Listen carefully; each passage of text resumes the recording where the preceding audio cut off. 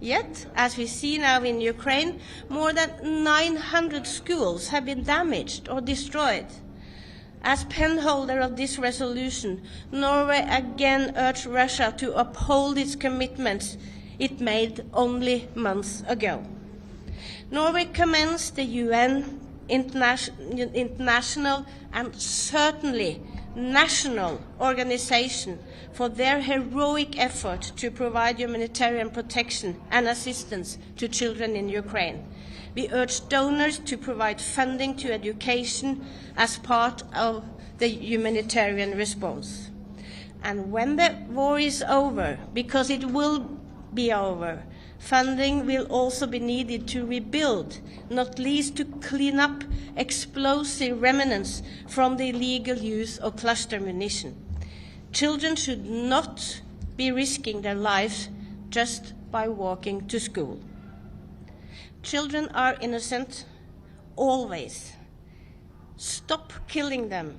Stop destroying their future. Stop the war. Thank you. Ambassador, you said that the war will be over. When do you expect that when it will take? And is there any steps from Security Council for ceasefire resolution? We can only hope it will be over soon, and the Security Council, like the whole international community, is doing whatever it takes to find a way to stop this war. Thank you.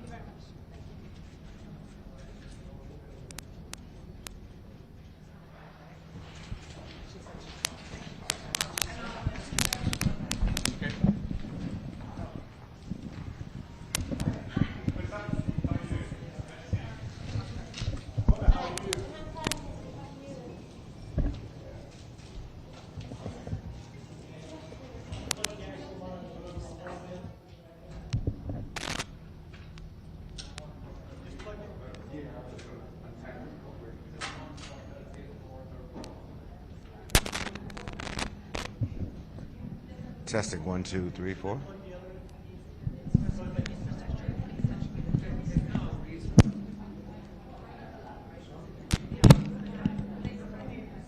Testing 1, 2, 3, 4. Check, check, check. 1, 2, 3, 4. Test.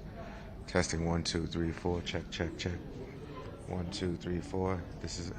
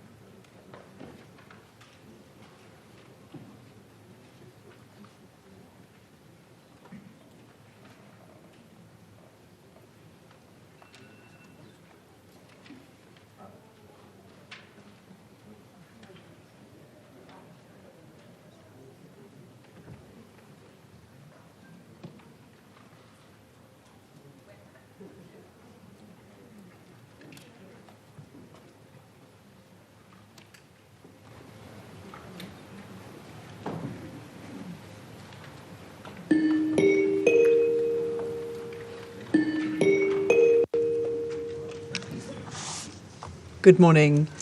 The 9013th meeting of the Security Council is called to order.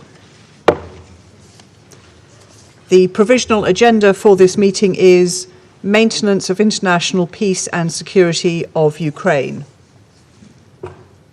The agenda is adopted. Give the floor to the Russian Federation. Госпожа председатель, Madam President, в связи с утверждением повестки дня сегодняшнего заседания, которая звучит как «Поддержание мира и безопасности на Украине», хотели бы сделать следующее заявление. Как мы вас уже информировали в рабочем порядке, мы не возражаем против добавления в повестку дня работы Совета Безопасности данного пункта. Видим, что его авторы вкладывают в него самые различные смыслы, включая проблематику женщин, детей и образования. Делаем вывод, что он охватывает самые различные аспекты ситуации на Украине и, по сути, универсален.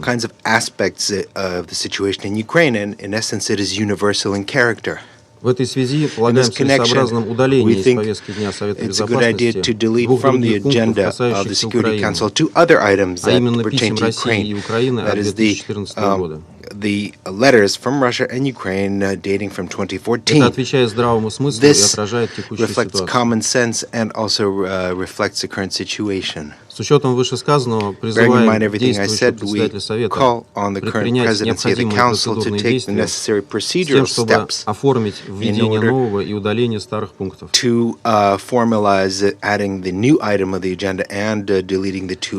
Ожидаем, что это будет заблаговременно, в том числе с тем, чтобы у будущих председателей Совета Безопасности не возникло проблем с согласованием программы работы Совета в предстоящие месяцы. Благодарю вас. I thank the Russian Federation for their statement. Would any other council member like to speak on this point? I give the...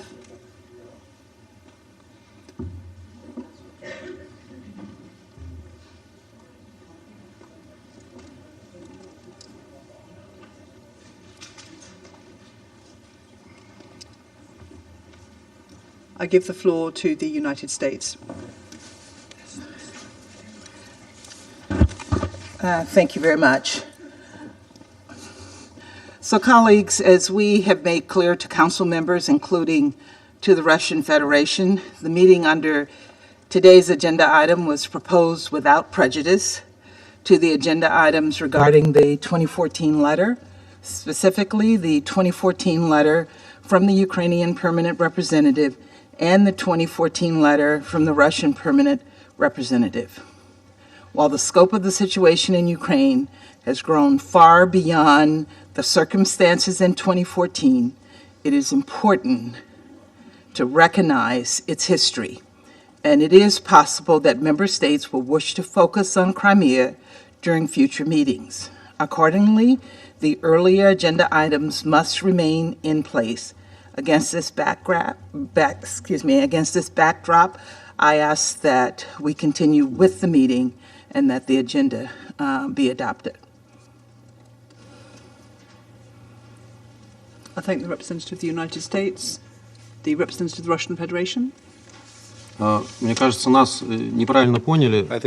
Мы не против того, чтобы заседание продолжалось по озвученному вами пункту повестки дня «Поддержание мира и безопасности на Украине».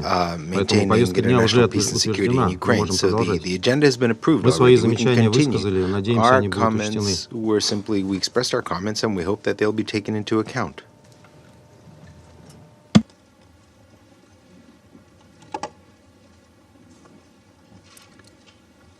Are there any further comments on this item? The United States? No. Colleagues, it is my understanding that both the Ukraine and Russia letters from 2014 are on the list of items of which the Council is currently seized. I understand that the process for removing items is normally governed by Note 507 and usually takes 3 years. But if there are no other views on this matter, given the split views that we have heard, I propose that we discuss this issue separately and seek to agree a way forward in the coming days. I thank you.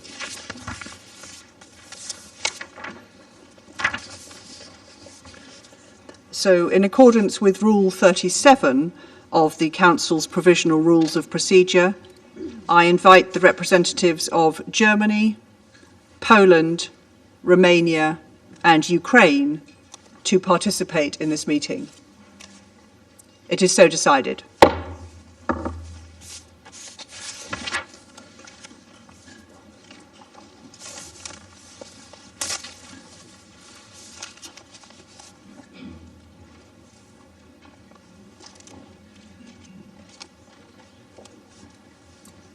In accordance with Rule 39 of the Council's Provisional Rules of Procedure, I invite the following briefers to participate in this meeting. Ms. Sima Bauhaus, the Executive Director of UN Women, Mr. Manuel Fontaine, the Director of Emergencies at UNICEF, and Ms. Katerina Cherepaka, President of La Strada, Ukraine. It is so decided. Ms. Cherepaka is joining today's meeting via video teleconference.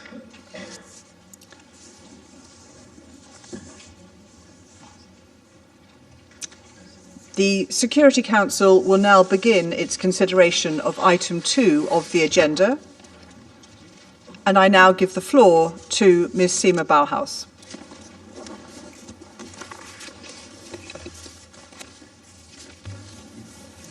Thank you.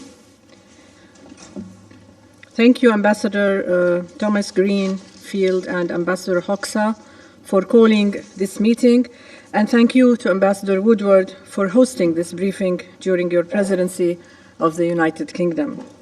At the outset, I want to express my solidarity with all Ukrainians, women and girls, men and boys, those who have left for safety and those who have stayed. My heart goes out to all families who have lost a loved one. This war must stop, and it must stop now. I returned last night to New York from Moldova, where the consequences of the senseless war in Ukraine were stark. Moldova has rightly been described as a small country with a big heart. Despite still reeling from COVID-19 pandemic, and with determination to achieve their national development priorities, they opened their borders and homes for those fleeing shelling and guns in Ukraine, the majority of whom are women, children, and the elderly. An estimated 95,000 Ukrainians are hosted in-country to date. Thousands and thousands more transited since the war started. At the different temporary shelters I visited in Moldova, exhausted, anxious, fearful, tearful mothers shared their worries about the future of their country, about the future of their daughters and sons and their families. A young girl from Odessa, Tatiana, told me her city is beautiful. She has a dream to become a doctor, and had her studies abruptly interrupted by the necessity to flee. In an act of determination and resilience, she and her colleagues are continuing their schooling online with the help of their teachers as well. Tatiana is determined to not let this war disrupt her dream. A young boy of maybe 7 told me about his sleepless nights, worried about his father, who was left behind to patrol the streets in their hometown. I witnessed buses full of women and children arrive at the Palanca border, tired, weary, and fearful. There, they were met with dignity, with compassion, and volunteers from civil society organizations, many of whom we support as UN Women. I heard from women's civil society organizations how they adapted their work overnight, going from grappling with 2 emergencies, COVID-19 and the energy crisis, to a third. They were able to work with the government to ensure that basic needs were met and services provided. They do this without specific humanitarian response training. UN Women, at their request, is supporting them in this adjustment. And UN Women is acting on our coordination mandate, working with the refugee response team and civil society partners to ensure that the gendered nature of this crisis is addressed with a gender-sensitive response. This includes services to provide with a focus on protection and to address the increased trauma and psychosocial support needs that I saw so starkly. Young women who left their homes at night, families who are separated, the constant fear of the future. This trauma risks destroying a generation. We must continue our support, but most importantly, we must continue all efforts to advance peace. I condemn in the strongest possible way the recent attack on Kramatorsk train station, which also killed civilians and UN civil society partners. The people killed in the train station are like the people met at the border, women and children and the elderly looking for safety. Humanitarians are not a target, civilians are not a target. Excellencies, we are increasingly hearing of rape and sexual violence. These allegations must be independently investigated to ensure justice and accountability. The combination of mass displacement with the large presence of conscripts and mercenaries and the brutality displayed against Ukrainian civilians has raised all red flags. This esteemed body will hear more on this from the Special Representative of the Secretary General on Sexual Violence in Conflict on Wednesday. Excellencies, a war of this magnitude impacts the world far beyond the borders of Ukraine. I also heard from the government in Moldova and the border police a need for increased support to monitor border crossings. The risk of human trafficking is increasing as the situation becomes more desperate. Young women and unaccompanied teenagers are at a particular risk. I call on all countries to increase their efforts in combating trafficking and commend all the host countries for their collaboration on that and on prevention. I equally call on all countries to support Moldova and others with increased resources for the police forces so that they can ensure support to victims of gender-based violence and trafficking. Gender-sensitive and survivor-centered response must be at the heart of all humanitarian action. Excellencies, through all these horrors, women continue to serve and lead their communities and support the internally displaced in Ukraine. Women make up 80% of all health and social care workers in Ukraine, and many of them chose not to evacuate. We have seen the women members of parliament continue to fulfill their duties in the Verkhovna Rada while bombs fell around Kiev.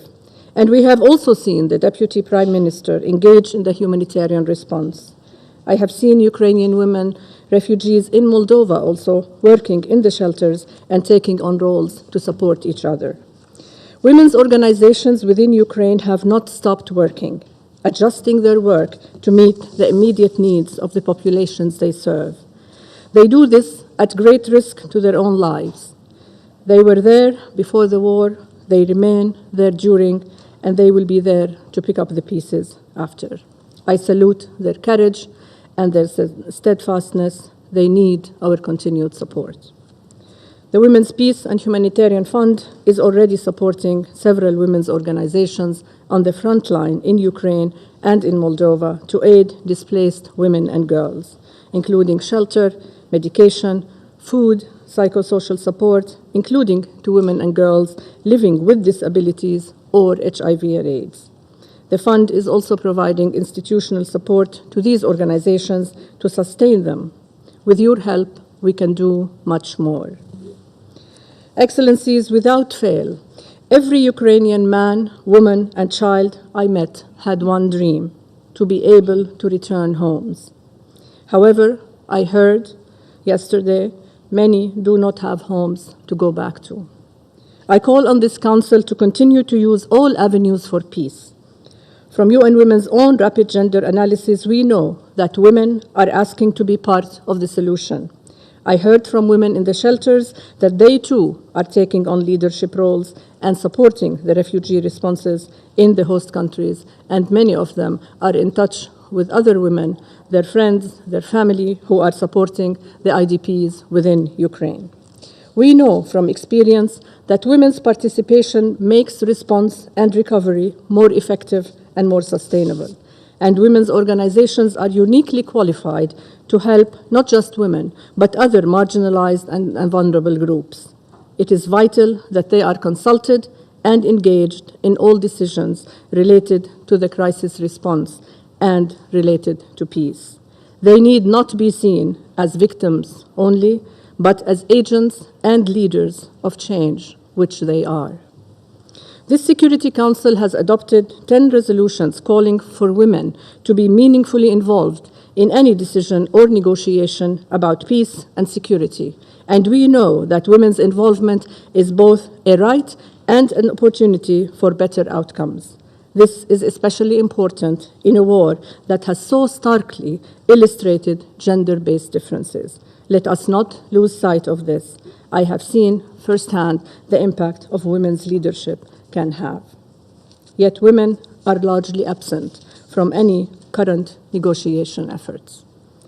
We ask the Security Council, all member states, and our development and humanitarian partners to ensure the meaningful participation of women and girls, including from marginalized groups, in all decision-making processes, peace, diplomacy, and humanitarian. Without this, we will not have peace, development, nor human security. To conclude, we strongly echo the Secretary General's repeated calls for peace, an immediate cessation of hostilities, and the withdrawal of Russian troops from Ukrainian territories. Tatiana, the young girl from the shelter in Moldova, must be supported and enabled to pursue her medical degree and to be a part of the future of her country. The war must stop, and it must stop now. I thank you. Thank you, Ms. Behus, for the briefing, and good morning. From me, I now give the floor to Mr. Emmanuel Fontaine. Mr. President, Excellencies and colleagues, first I would like to express my appreciation to Ambassador Thomas Greenfield and to Ambassador Ferit Hoxha for convening today's meeting. I would also like to thank Ambassador Woodward and the United Kingdom for hosting this briefing during your Security Council presidency. I actually just returned from a mission to Ukraine, and I must say in my 31 years as a humanitarian, I've rarely seen so much damage caused in so little time. Friday's attack on Kramatorsk train station was particularly horrifying. The station has been a critical route for thousands of families fleeing Donetsk Oblast, an area that has seen some of the war's worst violence and destruction. When the station was attacked, it was filled with families desperate to escape the mounting violence. I note the tragic irony that our teams were actually offloading life-saving humanitarian supplies only a kilometer away when so many lives were taken away by this needless act of violence. The attack on Kramatorsk station is unconscionable, and yet it is just one of many instances in this war where we have seen a blatant disregard for civilian lives and international humanitarian law. Inside Ukraine, children and families and communities are under attack. Of the 3.2 million children estimated to have remained in their homes, nearly half may be at risk of not having enough food. Attacks on water system infrastructure and power outages have left an estimated 1.4 million people without access to water in Ukraine. Another 4.6 million people have only limited access.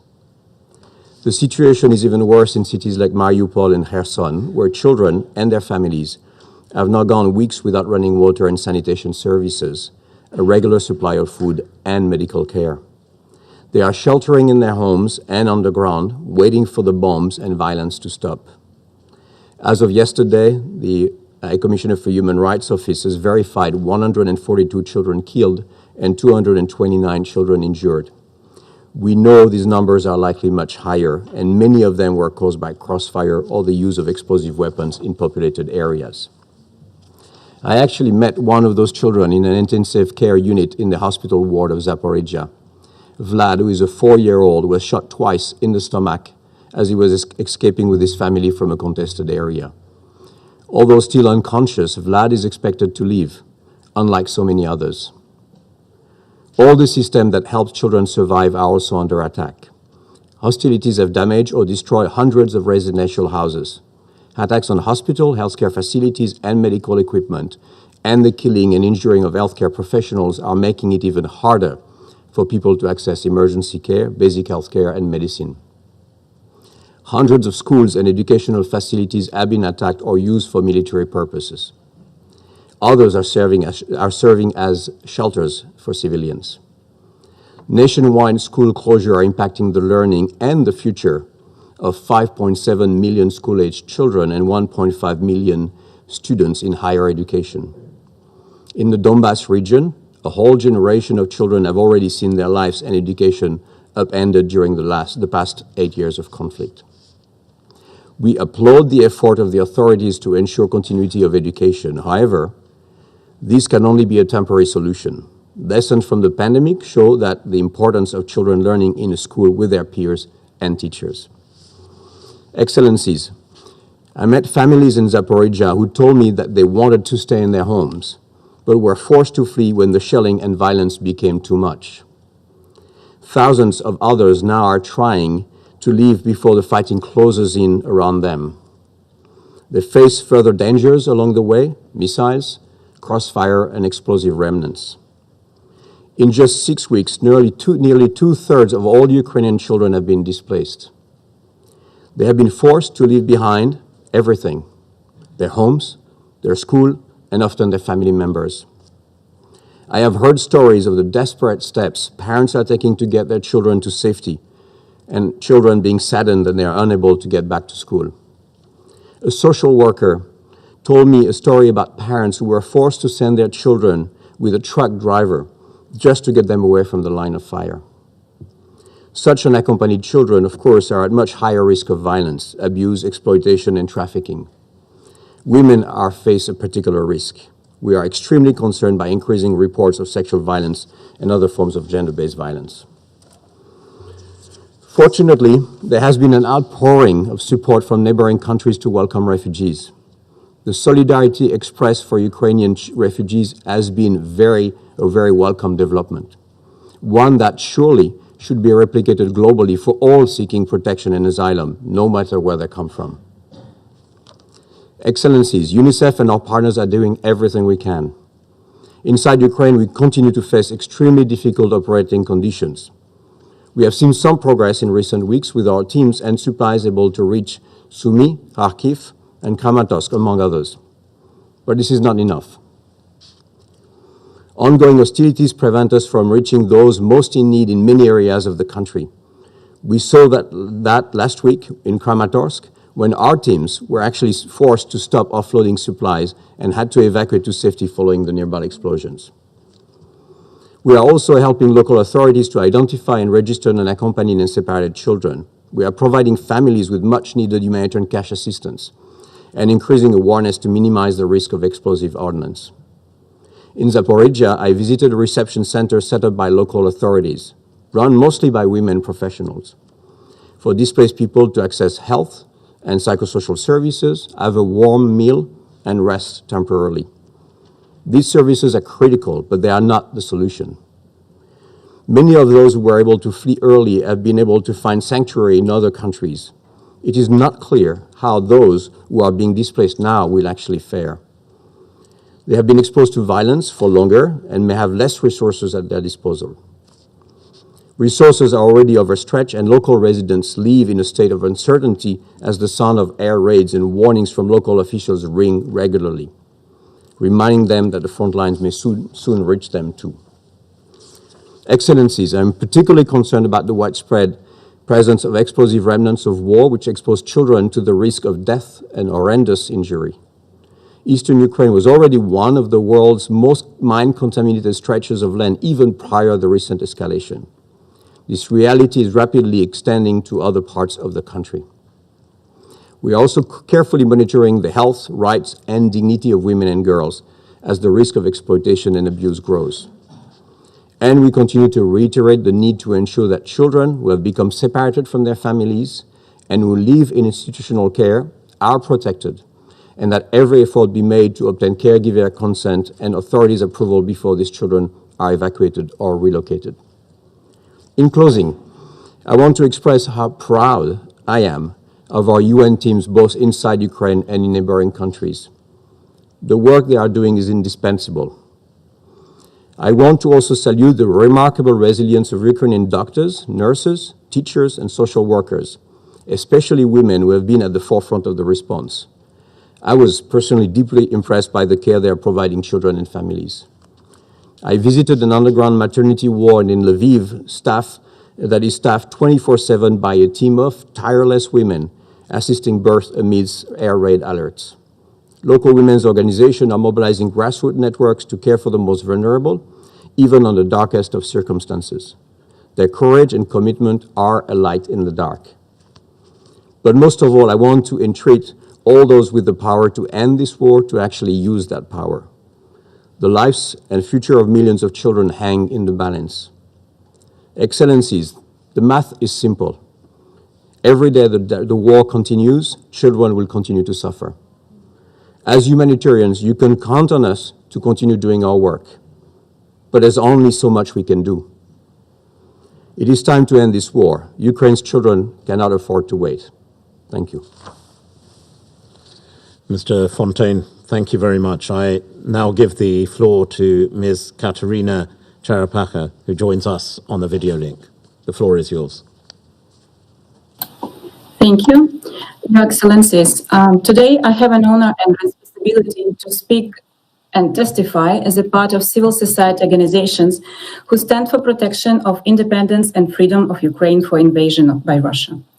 Organizations who consolidate their efforts at the national, regional, and community level with state and individuals, men and women, adults and children, who provide assistance, who help to save lives of civilians, often most vulnerable ones, who collect evidences and testimonies of survivors of war crimes committed by Russia in Ukraine, to document them and to help to bring justice.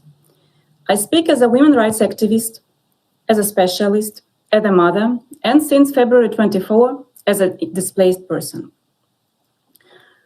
With a full-scale invasion of Ukraine by Russia, the whole population of the country is under the life threat. Women and children, as it always happened in the wartime, are the most vulnerable ones. In my presentation, I would like to focus on 4 aspects related to the impact of Russian aggression on women and children. Women and children are the biggest part of internally displaced people and refugees who left the country trying to save their lives. Often, they become invulnerable to the risk of gender-based violence, exploitation, and trafficking. Very often, during evacuation, with clearly indicated signs of being civilian, unarmed, carrying children, they are brutally killed by Russian troops. Hitting railway station in Kramatorsk, where civilians, mostly women, children, and elderly, were waiting for evacuation train. The city where our colleagues, women's rights activists, put so many efforts to promote 1325 resolution and its spirit. Hitting maternity and child hospitals, kindergartens. Bombing theater building in Mariupol, where women, children were sheltering, and with a clear signs, children that were visible from the sky.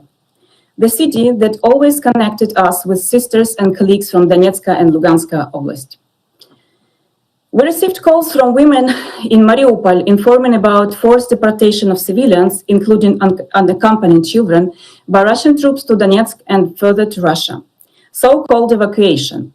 Women were deported under the threat of rape and killing. Women in local administration, self-government bodies, they are also exposed to threat of kidnapping, torture, and killing. The head of Matizhin village, Kievska Oblast, Olga Sukhenka, was found dead together with her husband and son after being taken by Russian troops who occupied the village, severely tortured and killed, for staying with her community and performing her duty, organizing support, medicine, food to people.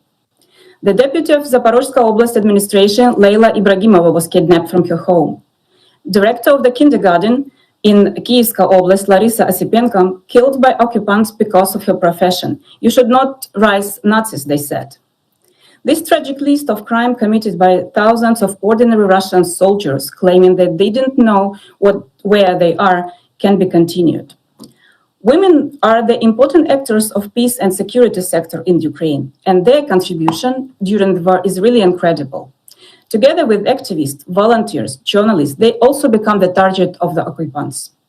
Ukrainian volunteer Yulia Payevska, Taira, many years for saving lives of people in the occupied by Russian territories on the east of Ukraine, captured by Russian troops while organizing assistance for civilians in Mariupol. A video with captured Taira was shown where she was forced to call to find the solution of the situation. At this moment, there is no information about her condition and what the situation is now with her. Women prisoners of war, exposed to torture, including sexual violence, undressed in front of the male groups, harassed, shaved. Journalists, female journalist kidnapped in Zaporozhye Oblast, 2 journalists, and another one killed near the Kyiv while performing their professional duties. Women and girls are particularly vulnerable to sexual violence and rape during the wartime. A number of facts and cases already revealed and reported, but unfortunately, this is just the tip of the iceberg that we'll see. Many survivors remain in the situation of life threat. They are staying on the occupied territory. They are cut off from help, connection, from everything. We receive such calls to the national hotlines operated by La Strada Ukraine. For today, we have 9 cases of rape by Russian soldiers in the temporary occupied towns and villages. About 12 women and girls, children. Reports from Kyiivska, Khersonska, and Chernigivska Oblast, reported by the survivors themselves and by the witnesses. Raped by a group of occupants multiple times, with life threat to survivors, their children, their family members, in front of the family members and other people. Real cases, real people, real facts. We see extreme traumatization, fear for life, not readiness to talk about what had happened.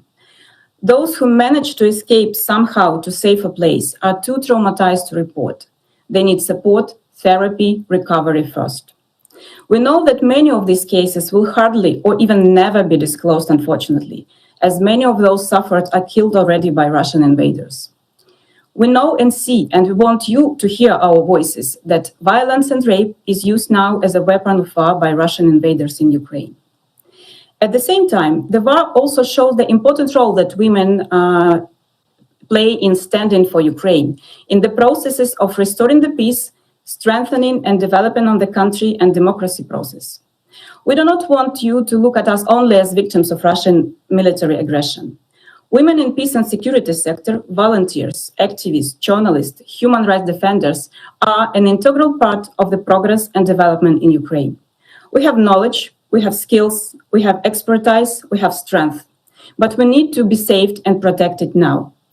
We call to all members of the Security Council, international institutions, the governments, to stop the war and demonstrate your solidarity in the concrete and practical actions, to find and to use the tools to stop Russian aggression and to ensure that your decisions are not blocked and not ignored.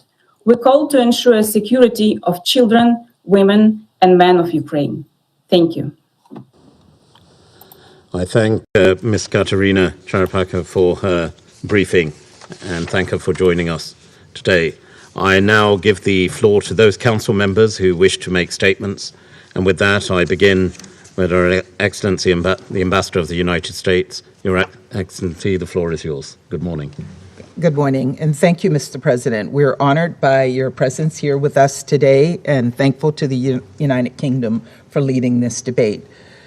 Thank you to our briefers from UN Women and UNICEF for your remarks and for the work your teams are doing on the ground. I, too, visited Romania and Moldova and saw your teams on the ground working with vulnerable people. And I'd like to give an especially strong thank you to Ms. Charapaka for being with us today and for sharing the voices of women and children in Ukraine. She's the first civil society briefer we've had brief us in an official council meeting. Thank you very much. When men like President Putin start wars, women and children get displaced. Women and children get hurt. Women and children get raped and abused, and women and children die. Since the start of Russia's unprovoked war against Ukraine, Russia has bombed orphanages and maternity hospitals. We've seen mass graves with dead children stacked on top of each other. On Friday, a train station being used for civilian evacuations, mostly women and children, was struck by a Russian missile. Washington Post reporters saw at least 20 dead, including children. Limbs and luggage were scattered everywhere. A maimed dog shivered next to one of the dead. According to the reporters, a large piece of missile on the scene had chilling words written on the side. In Russian, it said, "For the children." That is what Russia's war looks like. What is happening to women and children in Ukraine is horrific, beyond comprehension. Mr. President, when I was in Moldova and Romania, I saw with my own eyes some of the human toll of Russia's brutal war.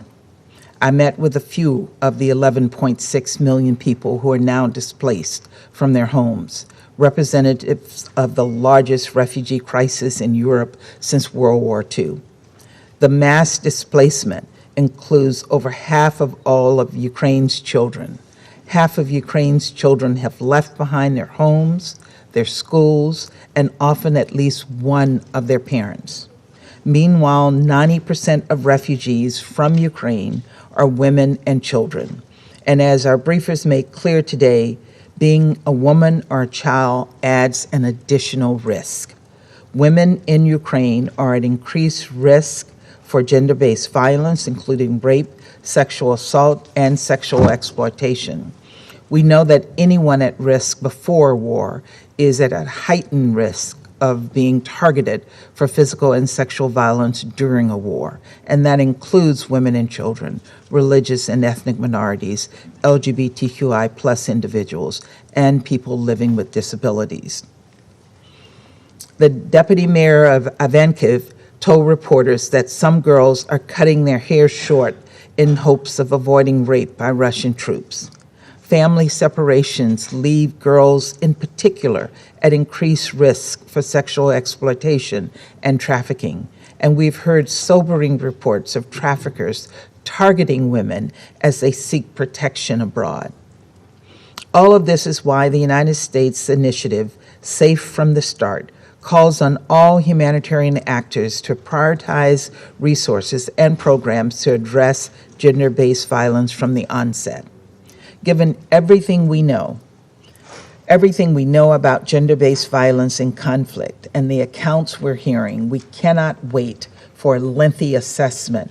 We should not hold up resources with the excuse of incomplete data. This is an active crisis that grows worse by the day. We need to start interventions immediately to prevent and respond to gender-based violence now. For our part, the United States funded humanitarian efforts in and around Ukraine lift up networks for survivors of gender-based violence in Ukraine and in neighboring countries, and we're supporting programs for child protection and advocacy too.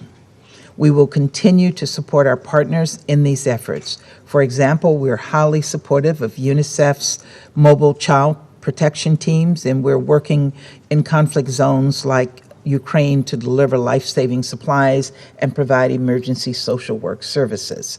These horrific acts also remind us that we must support efforts to prevent them from happening in the first place. This means ensuring that women's voices and rights are always respected and elevated. And it means ensuring that abuses against them and against children are held to account. There must be pathways to healing and access to justice for survivors. Finally, I want to remind us all that women are far from passive victims in this war.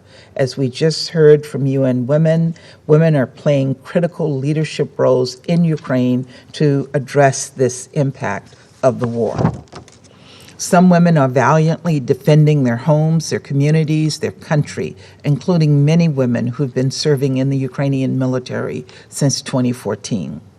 Others are protecting their families and their children, bringing them to safety. And still others are the ones supplying food and shelter, water and medicine to those in need. Women are the ones who will get Ukraine through this humanitarian catastrophe, and women must be consistently and meaningfully involved as active participants and leaders in securing long-term sustainable peace. When I met with women in Moldova and Romania, they all had different stories, but they all had the same dream: to return to a peaceful Ukraine, to return to a Ukraine where they have a say in their own and their children's future. Let us ensure women are a robust part of that peace process, and let us hope that day they dreamed of comes soon. Thank you very much, Mr. President. Thank you, Ambassador, for your statement. I now give the floor to the representative of Albania, Your Excellency. Thank you, Mr. President, Lord Ahmad, for chairing this meeting, a testimony of its importance and timeliness. Dear colleagues, the Russian aggression has not stopped. It continues to cause undue pain and suffering to 44 million people who did not ask for it. The relentless brutality and the destructive force of actions of the Russian army against civilians and vital civilian infrastructure in Ukraine is catastrophic. Unspeakable crimes have been committed, and each day the various pieces of the horror puzzle are falling in place. Grisly images of bodies charred or run over by tanks, mass graves, torture chambers, interceptions confirming that Ukrainian prisoners of war had been shot dead after being interrogated by Russian soldiers, playgrounds cribbled with bullet holes, kids' shoes scattered among the rubble of a school in ruins. Everyone is suffering in Ukraine, but the situation is particularly devastating for women and for children. This is why we called for this meeting, and what we heard from the briefers, whom I thank, is appalling. We're very pleased to listen to Ms. Cherepaka, and all accounts coincide. We just don't know yet all the horrible details.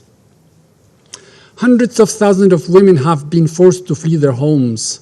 Others are fighting bravely to protect their country or work under bombardment and indiscriminate shelling as doctors, nurses, and other professionals providing essential service to their communities. We express our gratitude to all countries for their big heart in helping Ukrainians fleeing the war. Women and girls face heightened risks of gender-based violence, human trafficking, exploitation, and conflict-related sexual violence due to displacement. Their needs must be a priority in the humanitarian response. But the situation of children is even worse. As we heard from Mr. Fontaine, since the start of the war, 2/3 of the total child population of Ukraine have been forced out of their homes. Those still inside the country remain trapped in what has become a national nightmare. And if all this were not enough, some 120,000 Ukrainian children have reportedly been forcibly deported to Russia. Save the Children reports that since the start of the war, an average of 22 schools have come under attack every single day in Ukraine.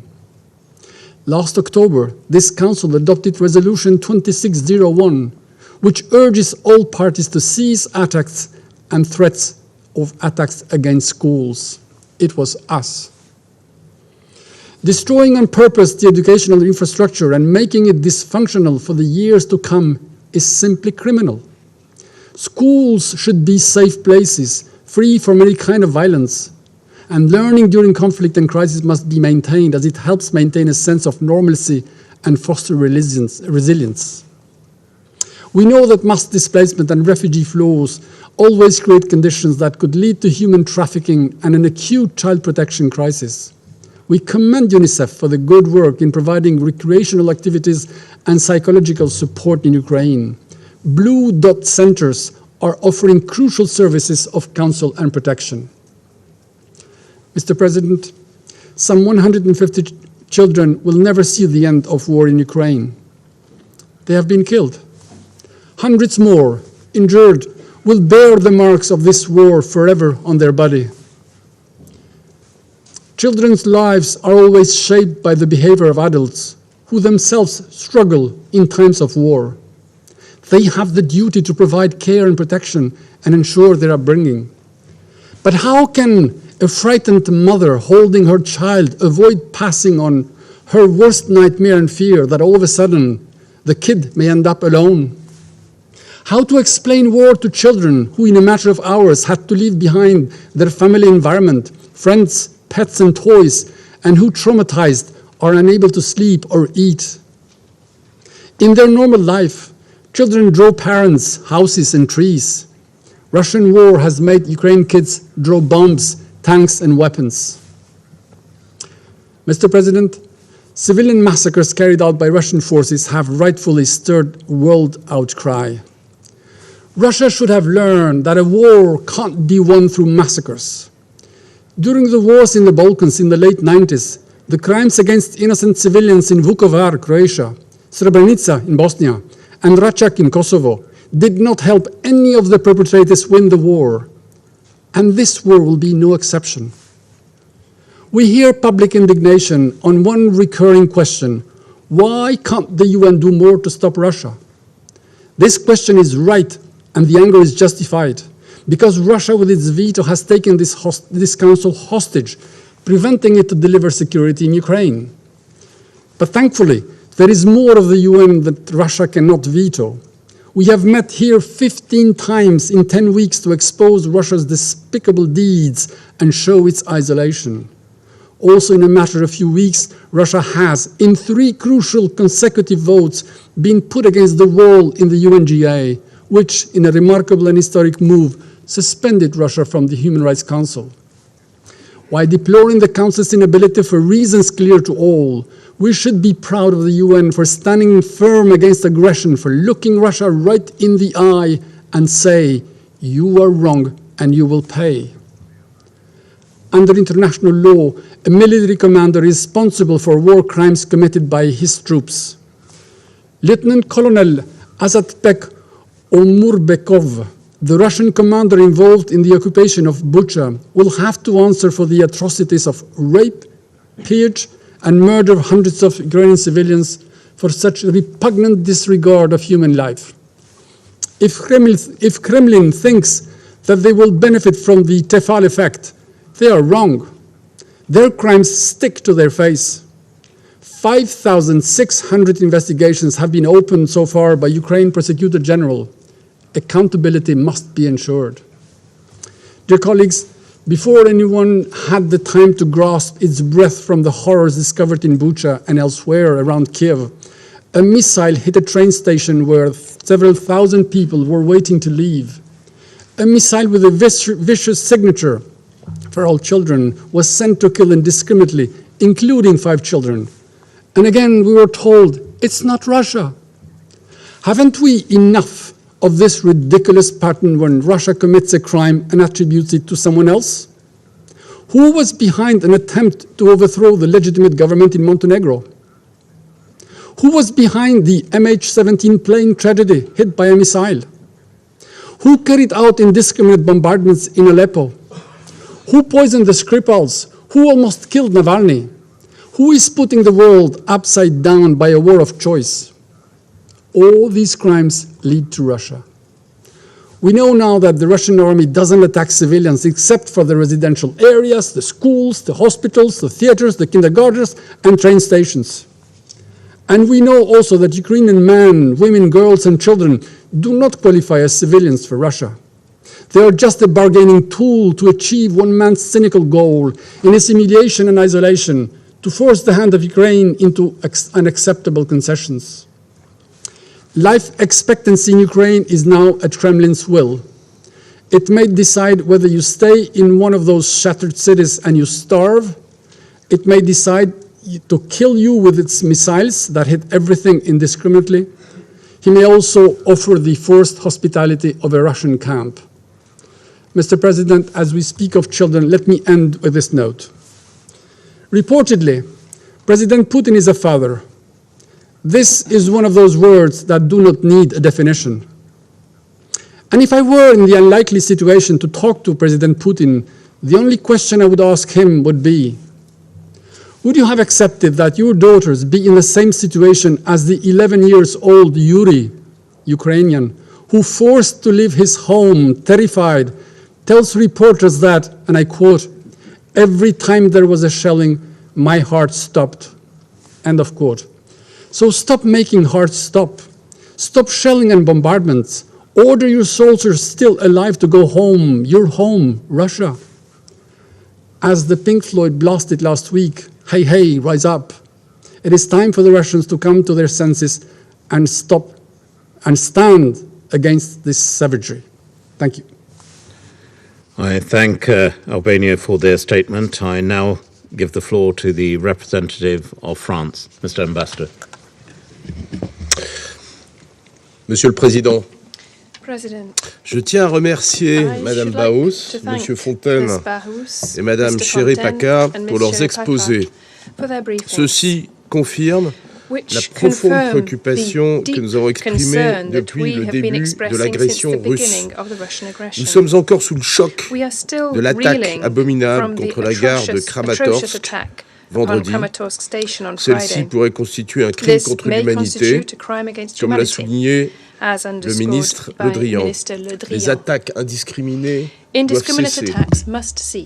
La France est gravement préoccupée par la multiplication des allégations de violences sexuelles. Les résolutions de ce Conseil sur les violences sexuelles en temps de conflit s'imposent à tous. Nous soutenons ainsi l'action des Nations Unies sur place pour établir les faits et les responsabilités. Ces violences ne sauraient rester impunies. La France appelle par ailleurs au renforcement du soutien apporté aux survivants de violences sexuelles. Nous condamnons à ce titre les destructions d'infrastructures de santé et leurs conséquences sur l'accès à la santé sexuelle et reproductive. Les attaques contre les hôpitaux peuvent également constituer des crimes de guerre. Nous l'avons entendu, la guerre bouleverse aussi la vie des enfants ukrainiens. Les meurtres et mutilations d'enfants resteront des taches indélébiles sur leurs auteurs, tout comme les attaques contre les écoles. Nous appelons le secrétaire général des Nations Unies à se saisir des outils mis en place par ce Conseil pour protéger les enfants contre les graves violations les visant. Par ailleurs, les populations civiles sont particulièrement exposées dans le cadre des déplacements contraints. Nous soutenons l'action des Nations Unies pour prévenir les risques de traite. Monsieur le Président, face à cette agression aux conséquences insupportables sur les femmes et enfants d'Ukraine, la France reste entièrement mobilisée. Nous appelons à une cessation immédiate des hostilités, un retrait total des troupes russes de l'intégralité du territoire ukrainien, comme l'a exigé la Cour internationale de justice, et un plein accès humanitaire. Près de 500 tonnes de matériel humanitaire ont été envoyées par la France. Elle a aussi annoncé une contribution exceptionnelle de 100 millions d'euros pour la réponse humanitaire. Nous avons également déployé en France un dispositif d'accueil et d'accompagnement pour les femmes et enfants ukrainiens. Près de 10 000 enfants ukrainiens arrivés en France ont déjà pu être scolarisés. La lutte contre l'impunité doit être menée avec vigueur. Nous avons déjà annoncé notre appui au travail d'enquête et de documentation mené par la Cour pénale internationale dans le respect de son indépendance. Une contribution exceptionnelle de 500 000 € a également été accordée au fonds dédié. La France continuera à soutenir tout effort d'enquête indépendante sur les violations du droit international humanitaire et des droits de l'homme en Ukraine. Enfin, la France soutient la mise en œuvre de l'agenda Femmes, Paix et sécurité dans toutes ses dimensions. Nous saluons le courage des femmes ukrainiennes en première ligne de la réponse humanitaire, politique et militaire en défense de leur pays. Nous rappelons qu'il ne pourra y avoir de solution durable au conflit sans la pleine participation des femmes. Monsieur le Président, nous continuerons à soutenir les femmes et enfants ukrainiens aussi longtemps que nécessaire et ne céderons pas dans nos efforts pour le retour à la paix. Je vous remercie. Thank you, Mr. Ambassador. I now invite the representative of Ghana, Your Excellency. I thank you, Mr. President, and welcome your leadership over this meeting of the Council on the important and timely discussion on the impact of the war on women and children in Ukraine. I would like to thank Ms. Sima Bahaus, Executive Director of UN Women, and Mr. Emmanuel Fontaine, the Emergency Operations Director of UNICEF, for their respective briefings on the situation. We are also grateful to Ms. Katerina Sharapaka, President of the civil society group La Strada Ukraine, for the views shared with the Council.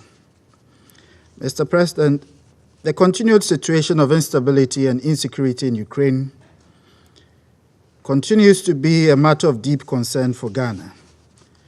My delegation is particularly alarmed by the situation of women and children, as well as of the aged, arising from the Russian Federation's invasion of Ukraine.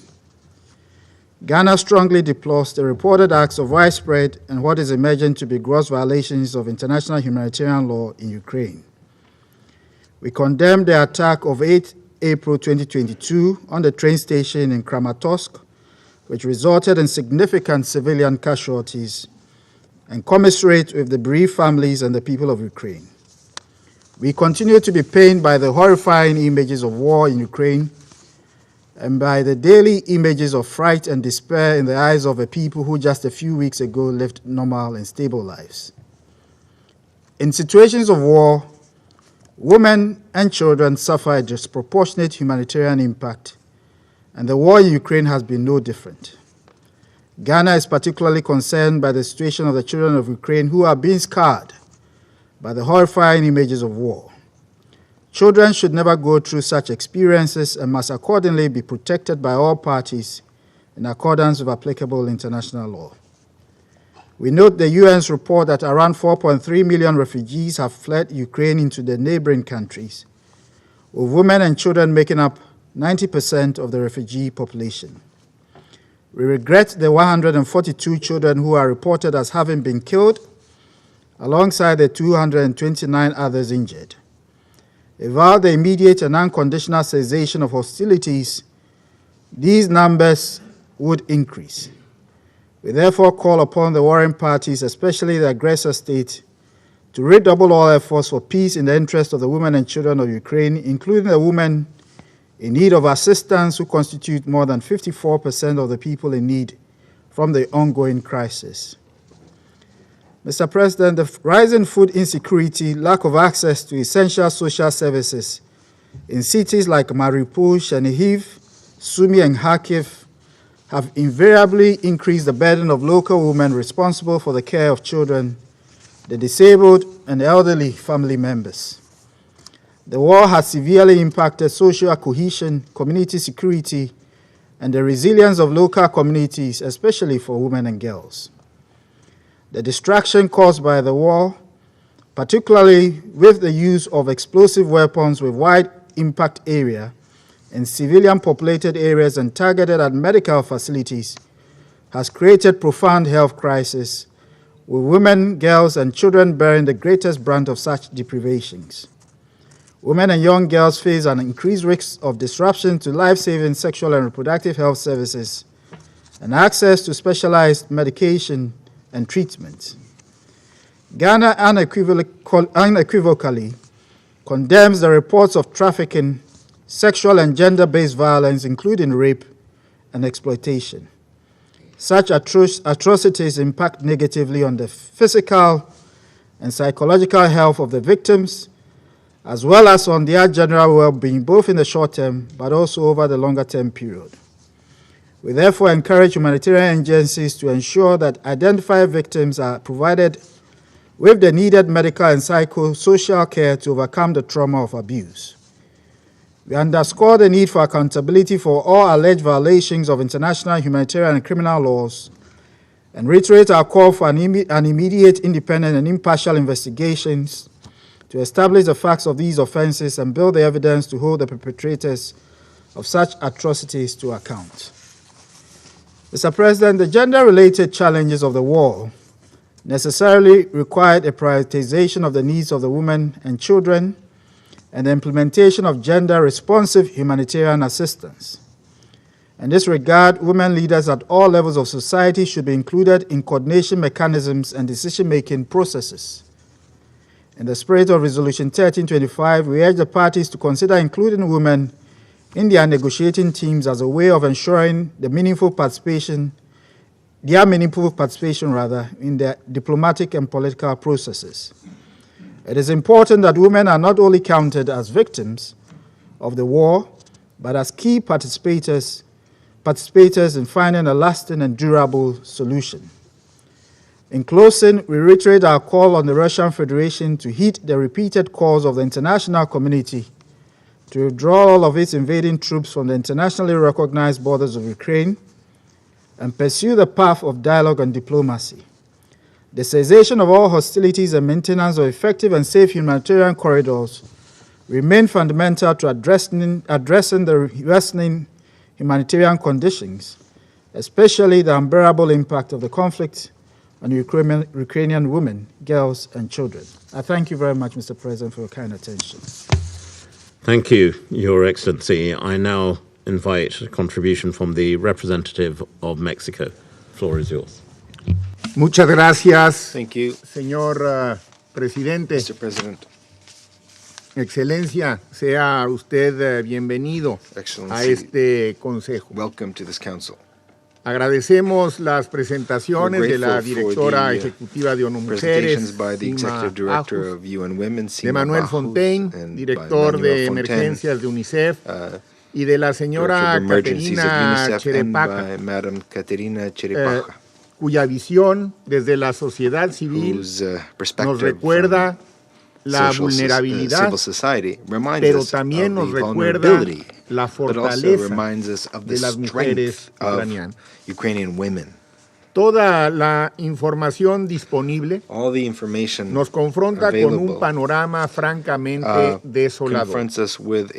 La realidad es que cada día que pasa, y en tanto el conflicto continúa, las tragedias aumentan y las necesidades humanitarias se multiplican. México condena el reciente ataque a la estación de trenes de Kramatorsk, en el que perdieron la vida lamentablemente decenas de civiles que esperaban ser evacuados, incluidas mujeres y los ataques contra la población civil y la infraestructura civil violan el derecho internacional humanitario y pueden constituir crímenes de guerra. Esta estación de trenes se encuentra a solo 1 kilómetro de donde UNICEF operaba la entrega de ayuda humanitaria, como nos han informado. Es la misma estación por la que llegan los insumos que se requieren para otorgar dicha asistencia. Las mujeres y las niñas y los niños de Ucrania están siendo los más afectados. Representan el 90% de la población refugiada y se encuentran en alto riesgo de tráfico y explotación. Las estimaciones de UNICEF indican que son casi ya 2 millones de niños los que han cruzado fronteras, y muchos de ellos lo han hecho solos, no van acompañados. Y aquellos que se han quedado con sus familias o están en proceso de ser evacuados, corren el riesgo de ser víctimas del uso de armas con defectos indiscriminados. Tampoco debemos olvidar los severos impactos de corto y largo plazo que todo ello tendrá sobre la salud mental. Los traumas de la guerra, traumas of war that are being suffered by so many minors as well as adults could be extremely severe and irreversible. In particular, relatives of those who lost their lives, or survivors of attacks, displaced persons and refugees. The damage caused to the residential, educational, and sanitary infrastructure further darken this panorama. Ukrainian women have been the first ones to respond to the urgent needs in their communities. The testimonies of doctors, nurses, psychologists, and volunteers that assist the most vulnerable population, such as, for example, older adults or persons with disabilities. These are examples of solidarity. And at the same time, they are evidence of the most moving human dimension of this conflict, and they are continuing to assist people. Now we need the UN system, and in particular UN Women and the Special Office of the Special Representative, Pramila Patten, to continue collecting evidence, disaggregated data, and a gender-focused analysis on the multiple dimensions of this conflict, including in particular sexual violence. We need all verified information that could be collected. And in our capacity as co-chairs of the group that oversees the agenda Women, Peace and Security, we intend to convene a follow-up meeting to maintain the focus and priority on this topic that it deserves. In addition to the differentiated impact and the particular cost borne by millions of women, it's important to increase their participation in the political process. It's urgent to include them in all possible channels of dialogue and negotiation. What happens is, just as in the rest of the world, Ukrainian women are protagonists of change, essential protagonists, and they must participate fully on an equal basis and meaningfully in the processes of decision-making and in peace negotiations. Mr. President, in conclusion, we'd like to reiterate our appeal to an immediate cessation of hostilities, to unrestricted and unconditional access to humanitarian assistance, and to finding a diplomatic solution of the conflict without any delay. Thank you very much. I thank Mexico for their statement. I now give the floor to the representative of India, Mr. Ambassador.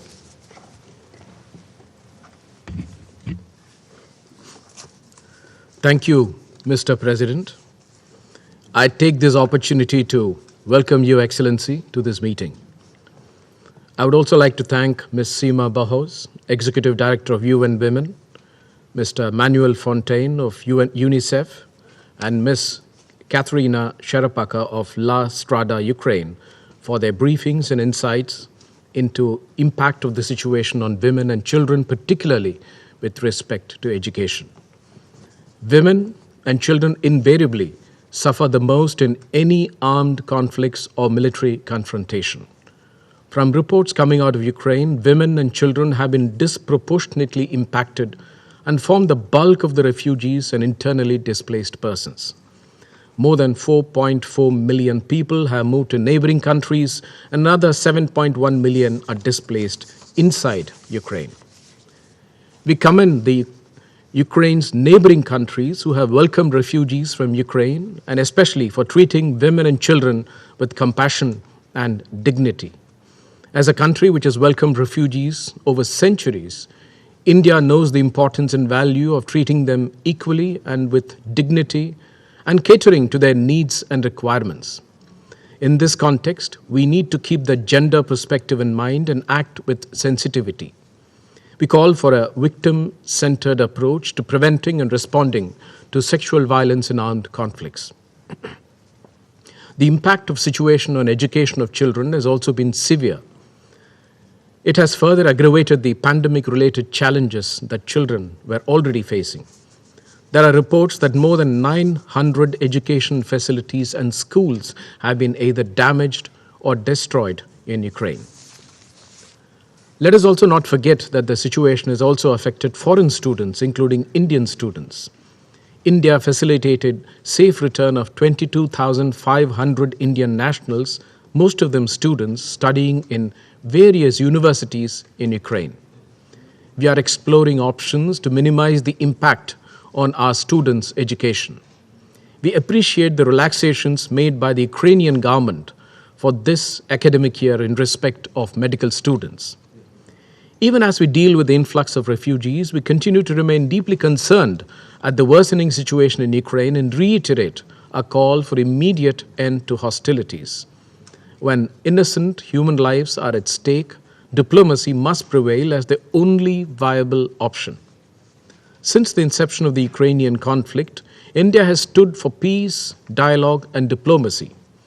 We believe that no solution can be arrived at by shedding blood and at the cost of human lives, especially that of women and children.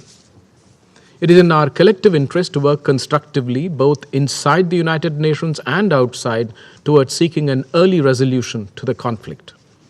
Allow me to reiterate the importance of the UN guiding principles of humanitarian assistance once again. Humanitarian action must always be guided by the principles of humanitarian assistance, which is humanity, neutrality, impartiality, and independence. These measures should not be politicized. We continue to emphasize to member states that the global order is anchored on international law, the UN Charter, and respect for the territorial integrity and sovereignty of states. I thank you, Mr. President.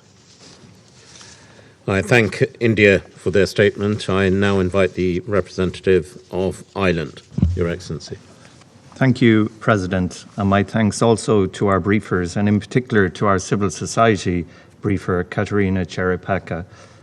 The sobering words we've heard this morning leave us in no doubt as to the human misery and suffering inflicted upon the people of Ukraine by the Russian Federation's senseless and illegal war. We've all seen the images. We've all seen the grim realities of this war. A pregnant woman carried on a stretcher from the ruins of a maternity hospital. A young child on a train looking longingly at the father who cannot board. Bodies lying abandoned in improvised mass graves. People lying dead following the indiscriminate attack against a train station in Kramatorsk by the Russian Federation on Friday. This attack on innocent lives, mostly women and children, is yet another attempt to close escape routes for those fleeing this unjustified war and to cause human suffering. Ireland strongly condemns this and all attacks on civilians. They are just glimpses of the suffering caused by the Russian Federation's war. They tell only part of the harrowing experiences of women and children in Ukraine.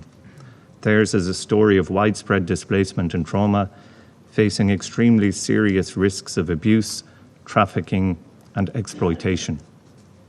Reports of sexual violence perpetrated by Russian soldiers, including rape, proliferate, with bone-chilling allegations that children are among those violated.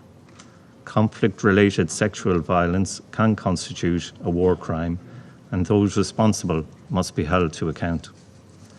Accountability must not only be for those who physically perpetrate such acts, but also for those military commanders who fail to take all necessary and reasonable steps to stop them, or fail to ensure that they are investigated and prosecuted.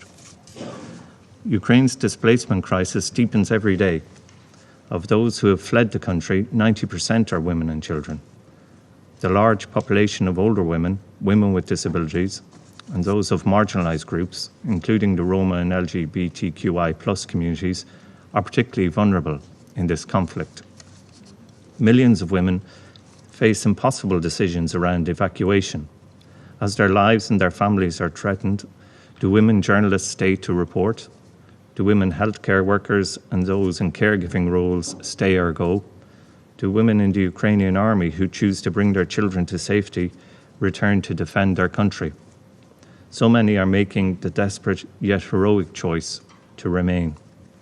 President, a child protection crisis is emerging as the number of unaccompanied and separated children rises. We have a responsibility to respond. The terror of war and the trauma of family separation will have lifelong effects on millions of Ukrainian children.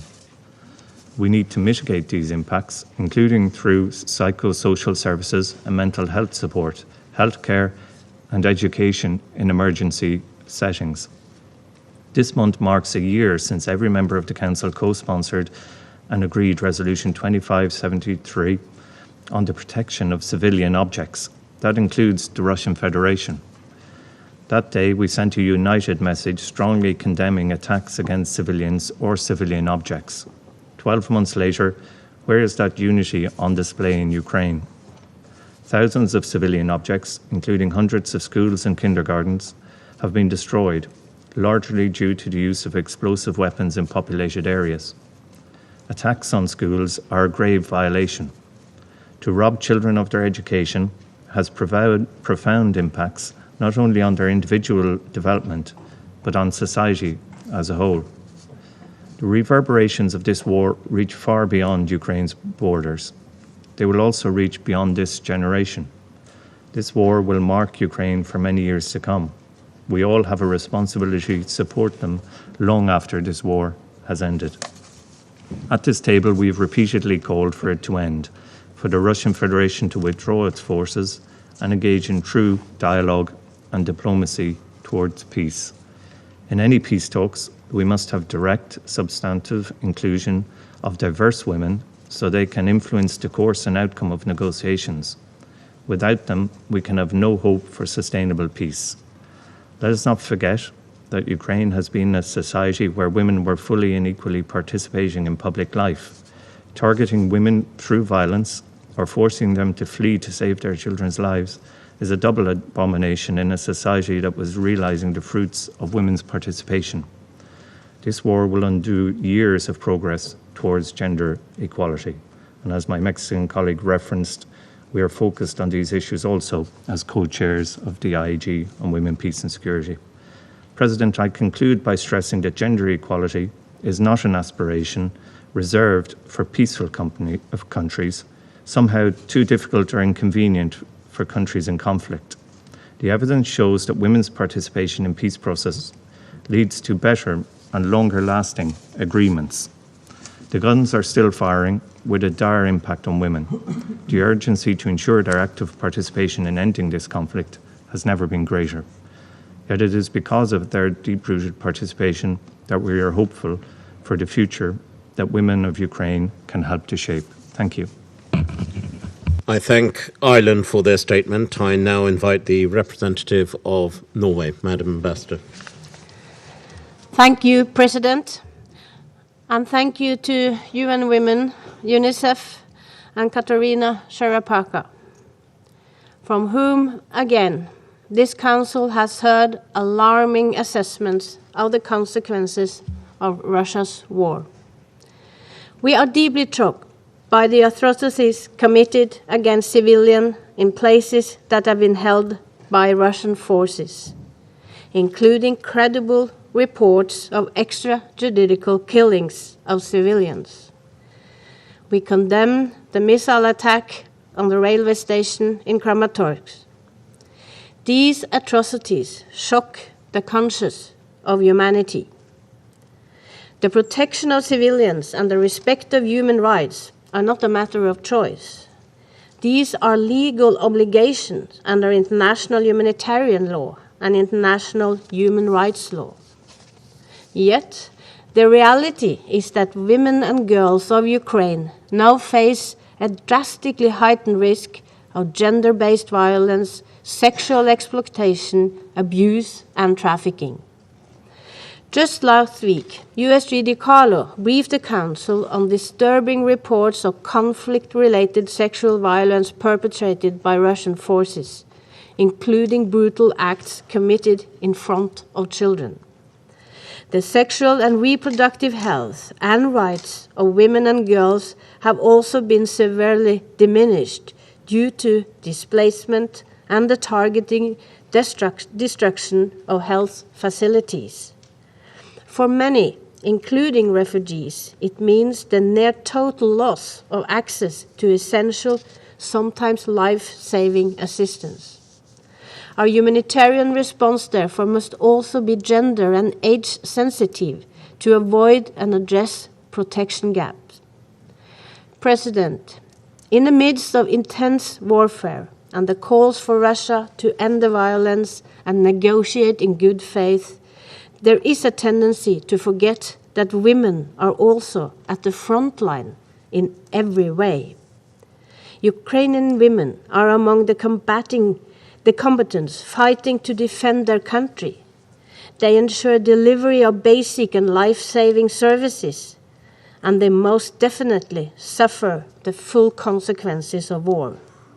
It is therefore imperative that their rights are respected and that their full, equal and meaningful participation is ensured in any political processes, talks and negotiation regarding the future of Ukraine and its people. Children's lives and well-being are constantly threatened by the ravages of war. They are traumatized by violence, displacement, and the destruction of the places that they live, learn, and play. Their future is at stake. Norway is alarmed by the reports that more than 60% of Ukraine's children are now displaced as a result of Russia's illegal invasion. We call for the immediate cessation of attacks on and threats of attack against school, students and teachers, in line with Resolution 2601 and the Safe Schools Declaration. And we recall the obligation of parties to conflict to facilitate the continuation of education.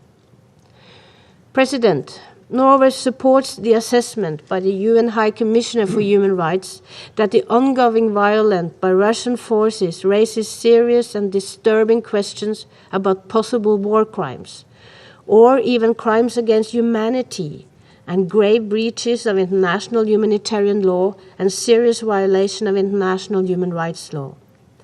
This underlines the importance of the ongoing investigation of the situation in Ukraine by the International Criminal Court as well as the Human Rights Council, and their work to investigate all violation of international humanitarian law and human rights law.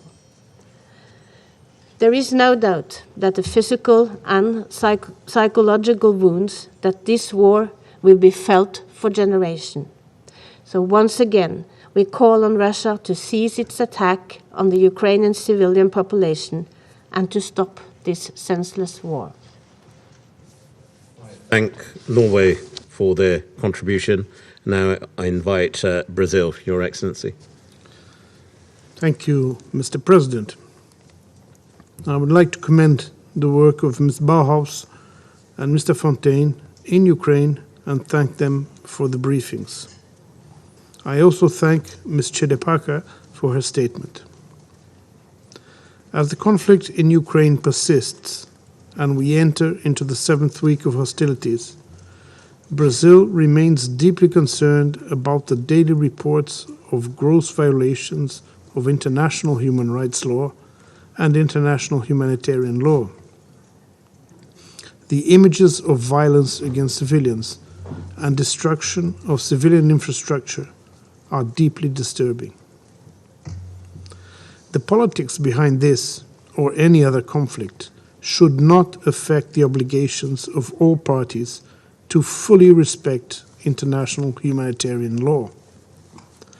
I believe there are no divergences between member states that the protection of children in armed conflicts should be a priority at all times, even when parties cannot find common ground for the peaceful settlement of their disputes. We continue to call on all parties and relevant actors to work towards well-planned and agreed-upon arrangements on the ground that provide respite for the civilian population, allow for civilians to leave conflict zones in safety, and for humanitarian assistance to reach those in need, including and very especially children. Children should never be uprooted. Their physical integrity and well-being should be a fundamental priority to all member states, especially in times of armed conflict.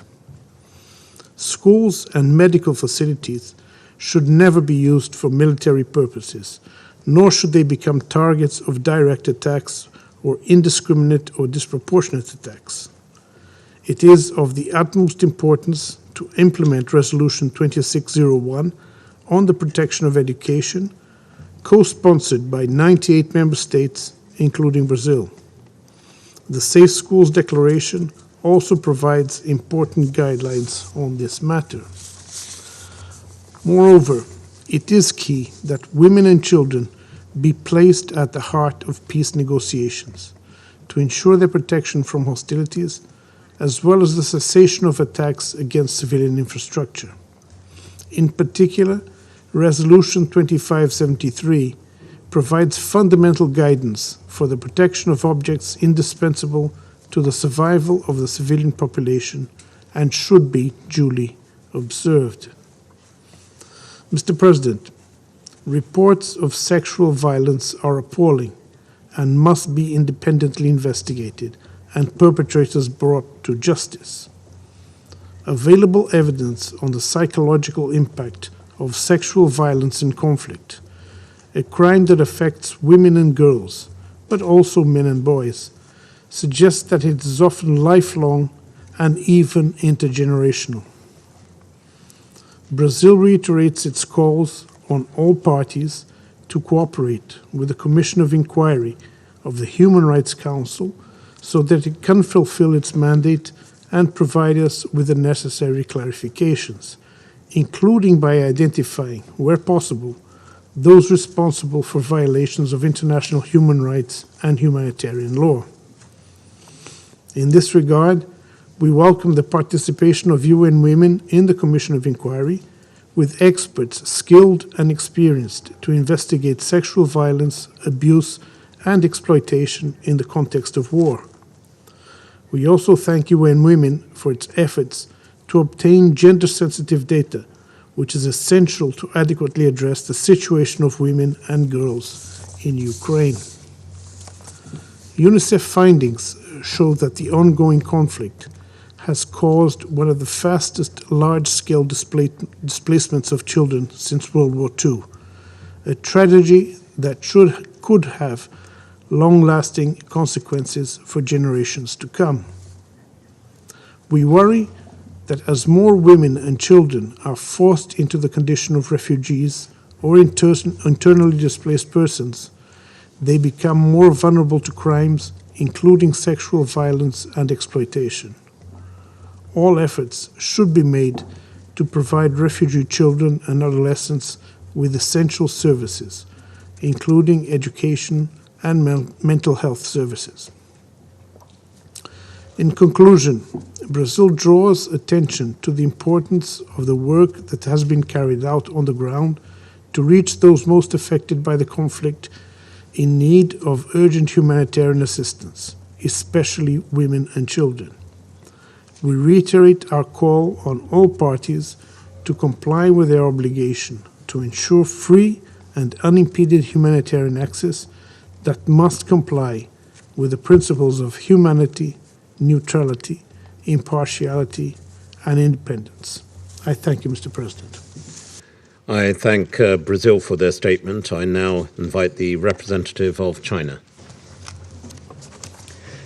主席先生 Mr. President, 我认真听取了各位通报 I 人 have 的 listened 通报。 carefully to the briefings by all the 妇女儿 briefings. 童最 Women 易 and 遭受 children 暴力 are 活 the 动的 most 冲击 vulnerable to 和 violence 伤害，在武装冲突 and 中 should be 应当受 given 到优 priority 先保护。 protection in armed conflict. 我们呼吁 We 乌克兰 call 局势的 on 单事方 parties 严格遵守 involved in 国 the 际人道 situation 法 in， Ukraine to 切 strictly 实保 abide 护 by 妇女 international 儿 humanitarian 童 law, 人身安全， effectively protect the 尊重并 personal 保 safety 障 of women 学 and 校、 children, 医院等 respect 设 and 施的 guarantee the 民用属 civilian 性 nature and 和 safety 安 of 全， facilities such as 在 schools and 疏散、 hospitals, 救援、 and 医疗 provide 救 special 助等 care 方 to 面 women 对 and 妇女 children 儿童 in 给 evacuation, 予特 rescue, 殊照 and 顾。 medical assistance. 中方对 China 克拉马托尔斯克 deplores 火 that 车站的 dozens of 袭击， civilians, 造成 including 包 women 括 and 妇女、 children, 儿 were 童在 killed 内 or 数 injured 十 in the 名 attack 平民 on 伤亡， Kramatorsk 感到 train 痛惜。 station. 事件的 The 相关 relevant 情况和具体 circumstances and 原因 specific cause 必 for 须 the 查 incident 清， must be 任何 investigated, 指控 and any 都应 claim 以 should 事 be 实 based on 为依据 facts.。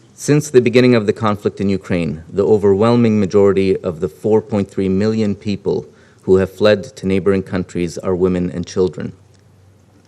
There have been deeply disturbing reports of conflict-related sexual violence and those who have fallen prey to criminal organized gangs running human and sex trafficking rings. According to the WHO, there have been 89 healthcare facilities across the country impacted by attacks, undermining the right of women and girls to access healthcare. This contributes to a lack of critical maternity care for pregnant women, both within Ukraine and for those fleeing abroad, as the UNFPA has warned. Finally, the conflict is disrupting children's access to education. Every child has a right to education, and this can further block their opportunities and capabilities to contribute to Ukraine's future. This risks a generational effect.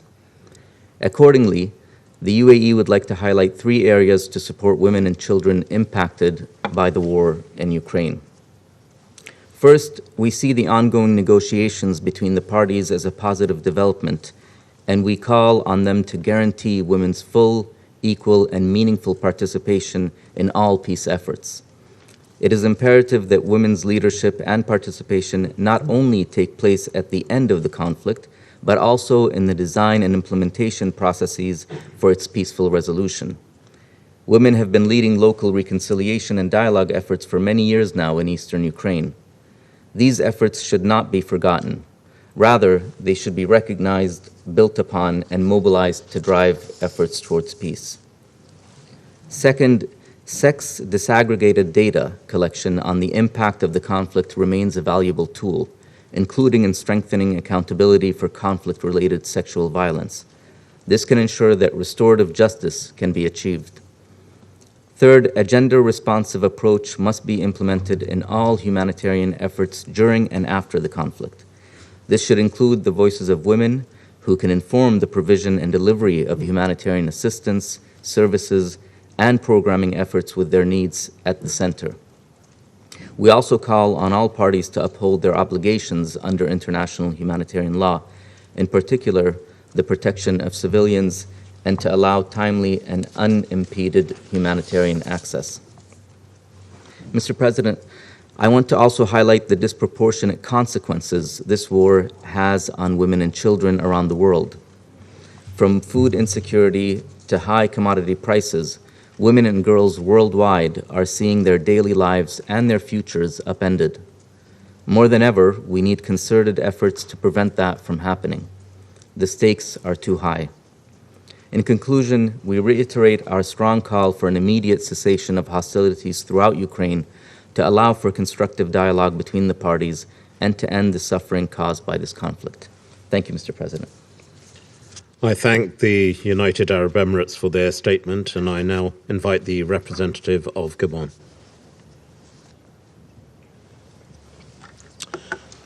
Merci, Monsieur le Président, Thank pour you, votre leadership dans la President, conduite de for nos your travaux. leadership Je remercie of our Madame work. Sima I Baous thank Ms. et Sima Monsieur Bahous, Manuel Fontaine Mr. Manuel pour leurs Fontaine exposés. Je for remercie their briefings, également and I also Madame thank Katerina Ms. Katerina Cherepaka. Cherepaka. Monsieur le Président, l'escalade dévastatrice President, the de la violence devastating en escalation Ukraine of the violence porte in atteinte Ukraine à la sécurité des femmes jeopardizes et the des enfants, security of qui women représentent and aujourd'hui children, who currently la plus grande make up proportion the des populations majority civiles of the qui civilians fuient en masse fleeing les zones de the combat combat zones en ou masse se terrent dans des or abris de fortune, hiding away souvent in dans des conditions makeshift inhumaines. shelters, often in inhuman Le nombre de conditions. personnes déplacées The number of displaced augmente persons au rythme de is l'intensification des swelling combats. as the fighting Il atteint intensifies à présent and has la now dizaine de millions, reached around parmi 10 lesquels million, d'innombrables enfants including innumerable qui children ont traversé who les have frontières de crossed l'Ukraine Ukraine's sans borders être accompagnés. unaccompanied. Des témoignages persistants There are font persistent état de violence et de reports viol à of l'égard des violence femmes and et des rape filles. against women and Le girls. témoignage de M. Fontaine de l'UNICEF And the words sur of Mr. des Fontaine réseaux de of traite des UNICEF personnes on humaines the est networks alarmant. of human trafficking Les violences are alarming. sexuelles contre les femmes Sexual et la violence traite against des women êtres humains and sont trafficking inacceptables. in persons are Il est unacceptable. crucial It que des is enquêtes crucial indépendantes et for impartiales independent, soient impartial diligentées pour établir les investigations faits to be et les expedited so as to responsabilités. establish the facts and the Monsieur le Président, alors responsibilities. que la guerre s'enlise, les attaques As contre the les war infrastructures drags civiles, on, attacks donc against les civilian établissements de santé infrastructure, et les including écoles, health affectent establishments and considérablement schools, are considerably l'accès des affecting populations the à l'eau access potable et aux soins de people santé have to primaires drinking et water spécialisés. and primary and La specialized baisse healthcare. de la couverture The vaccinale de routine decrease in fait routine craindre la vaccinations résurgence de certaines maladies infantiles. risks a De même, resurgence of les some mouvements childhood massifs illnesses. des populations, Likewise, the les massive ruptures population d'approvisionnement, movements la détérioration and des conditions breakdowns in d'hygiène, supply chains, ainsi que la deterioration in promiscuité hygiene constituent des conditions conditions and propices living in au cramped développement conditions des all create épidémies. propitious circumstances for Monsieur le epidemics Président, to break out. cette guerre doit cesser. President, Des actions urgentes doivent être prises pour répondre aux besoins importants des populations civiles et en particulier les femmes et les enfants. Nous notons avec intérêt le renforcement par l'UNICEF de ses équipes mobiles et de l'augmentation de ses fournitures en produits de première nécessité et en services essentiels en vue d'atténuer les souffrances et accroître la protection des enfants dans les zones de conflit. Il est urgent que l'aide apportée aux femmes et aux enfants soit renforcée, y compris par des soins de santé mentale et émotionnelle et un soutien psychosocial. Des dispositifs de protection spécifiques aux femmes et aux enfants doivent également être mis en place pour prévenir les risques de traite de personnes. Je voudrais réitérer toute l'appréciation de mon pays au travail des humanitaires qui sont aux avant-postes dans les lieux de combat, parfois au péril de leur vie, pour secourir et protéger les civils. Nous appelons les parties à leur faciliter l'accès à toutes les localités dans lesquelles l'aide humanitaire est devenue vitale. Mon pays appelle à un cessez-le-feu et à l'ouverture de couloirs humanitaires dans l'ensemble des localités en vue de la fourniture de l'aide humanitaire dans des conditions optimales de sécurité. Aussi longtemps que les travailleurs humanitaires ne pourront accéder à ceux qui ont besoin de cette aide d'urgence, des personnes continueront de mourir, aussi bien des balles que de la faim et des maladies. Je voudrais à nouveau réitérer l'appréciation de mon pays en direction des pays voisins de l'Ukraine qui continuent de se mobiliser pour l'accueil d'urgence des réfugiés.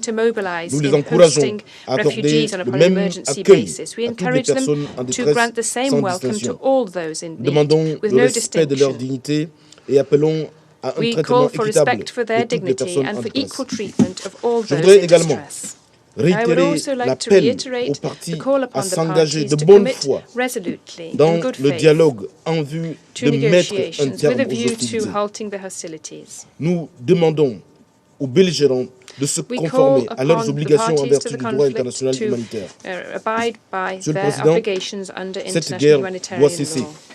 Elle est insoutenable, elle est déshumanisante. Elle doit cesser immédiatement. Je vous remercie. Thank you.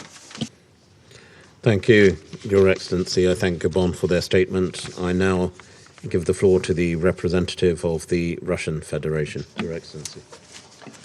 Спасибо, господин председатель. Thank you, Mr.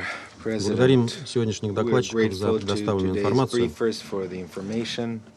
Коллеги, мы не сомневались, что сегодня со We стороны had no наших западных doubt that коллег today our вновь прозвучит Western colleagues множество would once измышлений в отношении того, что сейчас происходит на Украине voice all в свете kinds of проводимой нами ideas специальной about военной what is операции. taking place in Ukraine in light of the special military Алгоритм ваших operation that we're действий нам conducting. давно понятен. We are very familiar with Извратить и the очернить цели algorithm of СВО, your MO, and замолчать that is to неудобные для вас distort факты, and продвинуть discredit the фейки и special military пропагандистские operation, наработки to remain Украины silent и about работающие на inconvenient киевских режим facts and профессиональных promote the западных fakes and propaganda efforts of Ukraine and those professional PR experts Все ваши working усилия for the логично regime. вписываются All в your логику, efforts are развязанную fully в in отношении line with России the logic информационной of the войны, information war которая по unleashed своей against интенсивности не Russia. уступает боевым That действиям war на is земле. as intense as the military operations on the ground.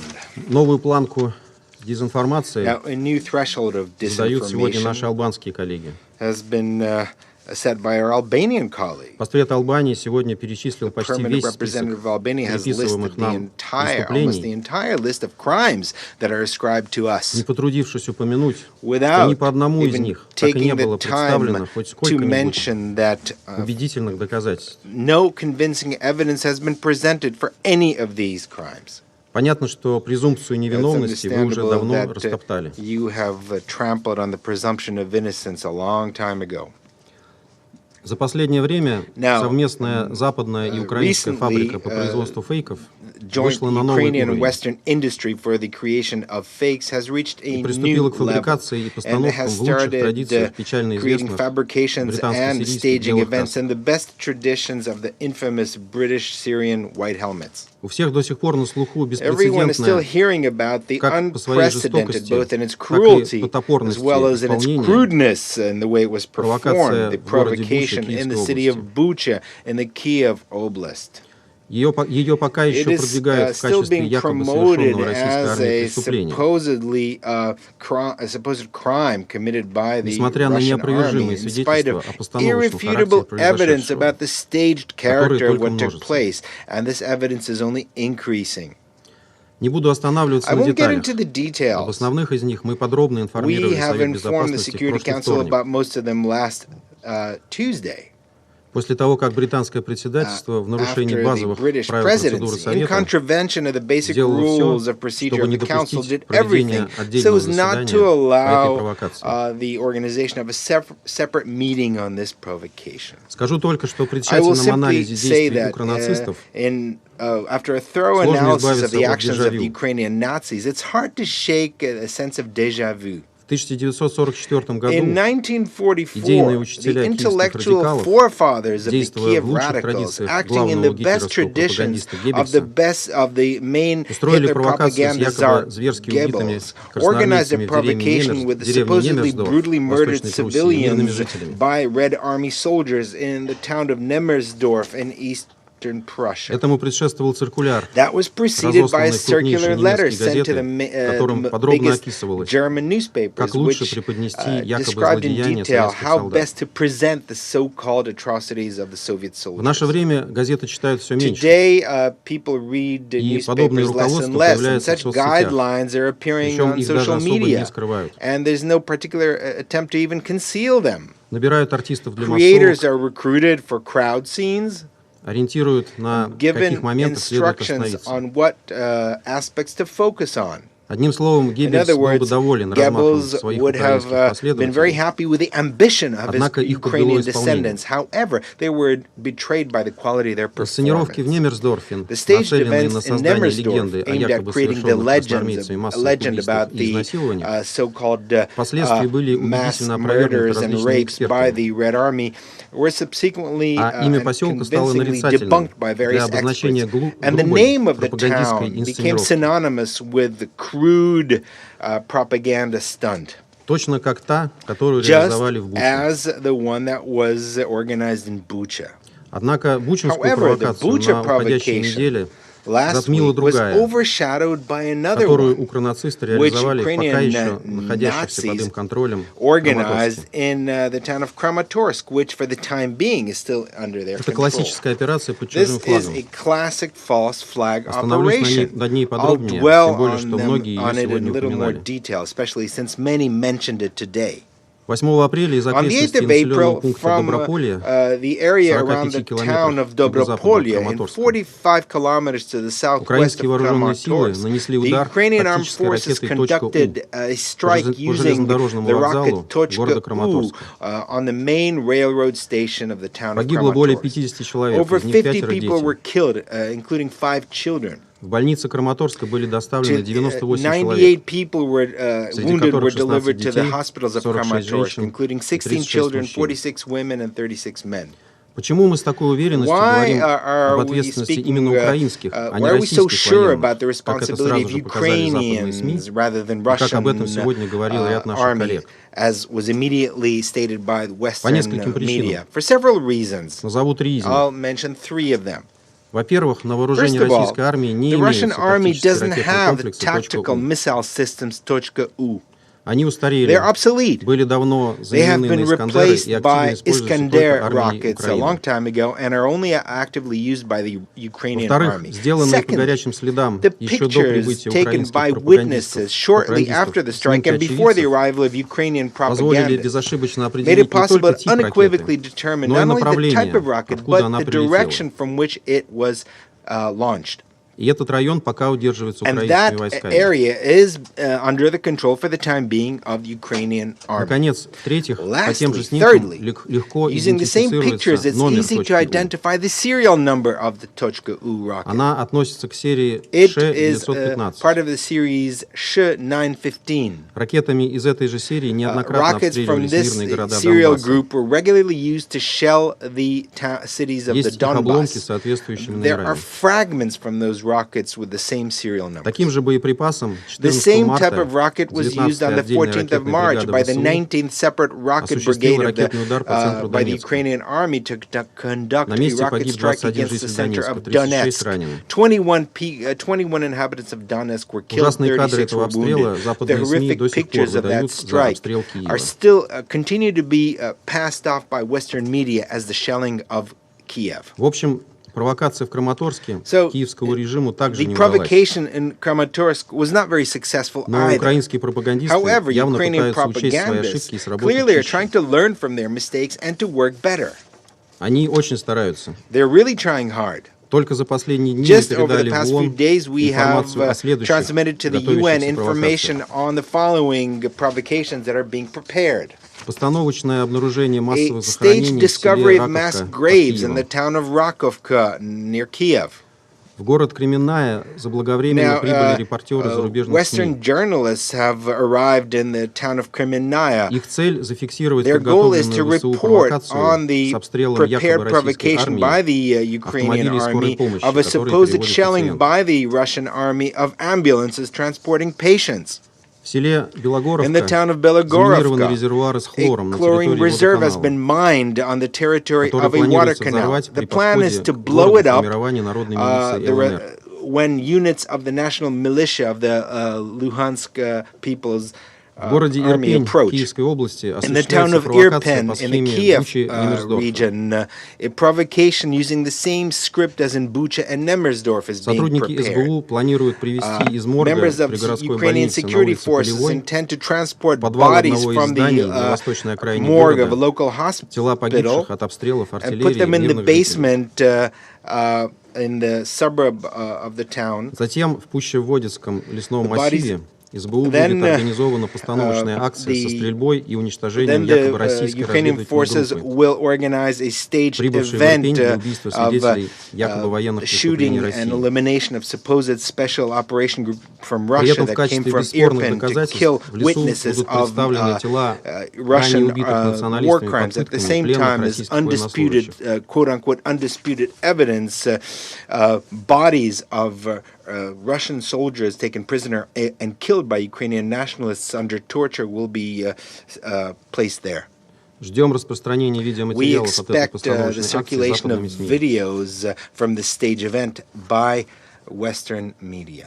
Вот только сегодня Министерство Just обороны today, Российской the Федерации Ministry of Defense of the Russian озвучило, что в Federation город середина stated Буда that Сумской области, in the Sumy region, the ранее town, находившийся in под one of the контролем towns which российских was войск, earlier under the приглашены control of the представители Russian западных и forces, украинских СМИ для проведения Western постановочных media видеосюжетов. have been invited to organize a staged event.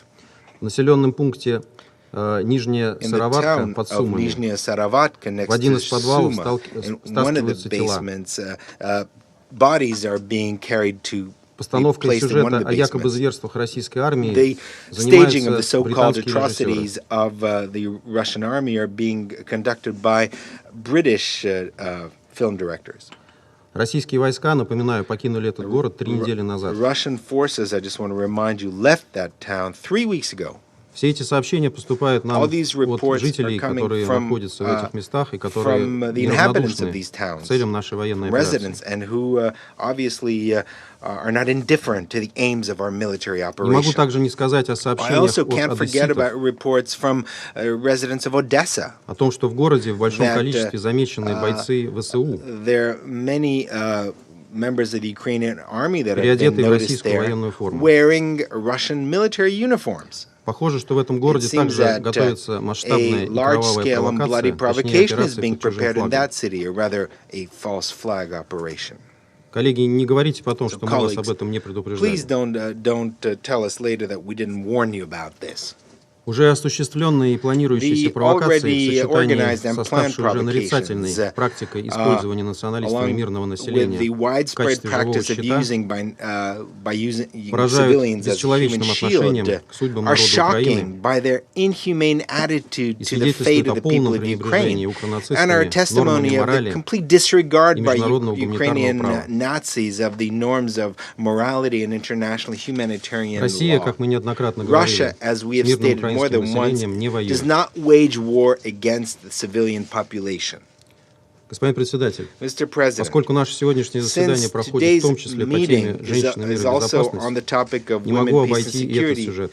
I feel duty-bound to comment on this topic as well. Применительно к Украине, он, конечно же, также крайне идеологизирован и пронизан провокациями.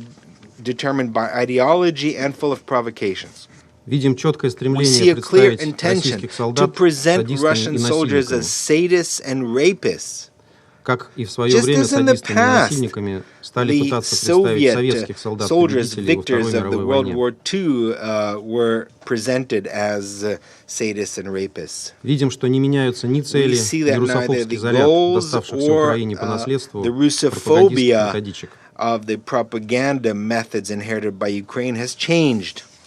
Действительность, однако, свидетельствует However, совсем о другом. reality is quite different. Несмотря на все исхищрения, In spite of даже до attempts западного to читателя distort, временами even доходит Western информация audiences sometimes о get зверских пытках information мирного about the населения brutal садистами из torturing of украинских peaceful националистических civilians by батальонов, sadists from жертвами Ukrainian которых nationalist становятся в том числе и battalions. женщины. And women have also become Так, victims увиденное of в such здании начальной atrocities. For школы номер example, 18 города in Мариуполя, the которая building долгое of время primary school удерживалась number 18 of нацистским батальоном Mariupol, which Азов, was held for a long time by the шокировала Nazi даже battalion видавших виды Azov. военных.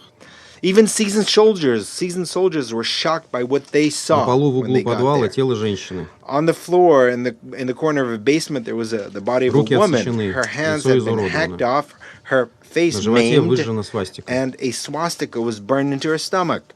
Примечательно, It's что эти noteworthy that these horrific ужасающие и уже публиковавшиеся and фотосвидетельства на published Украине и на photographic Западе, evidence некоторые и сейчас in пытаются Ukraine выдать за and the преступления West are российских still being военных. passed off as Russian war crimes.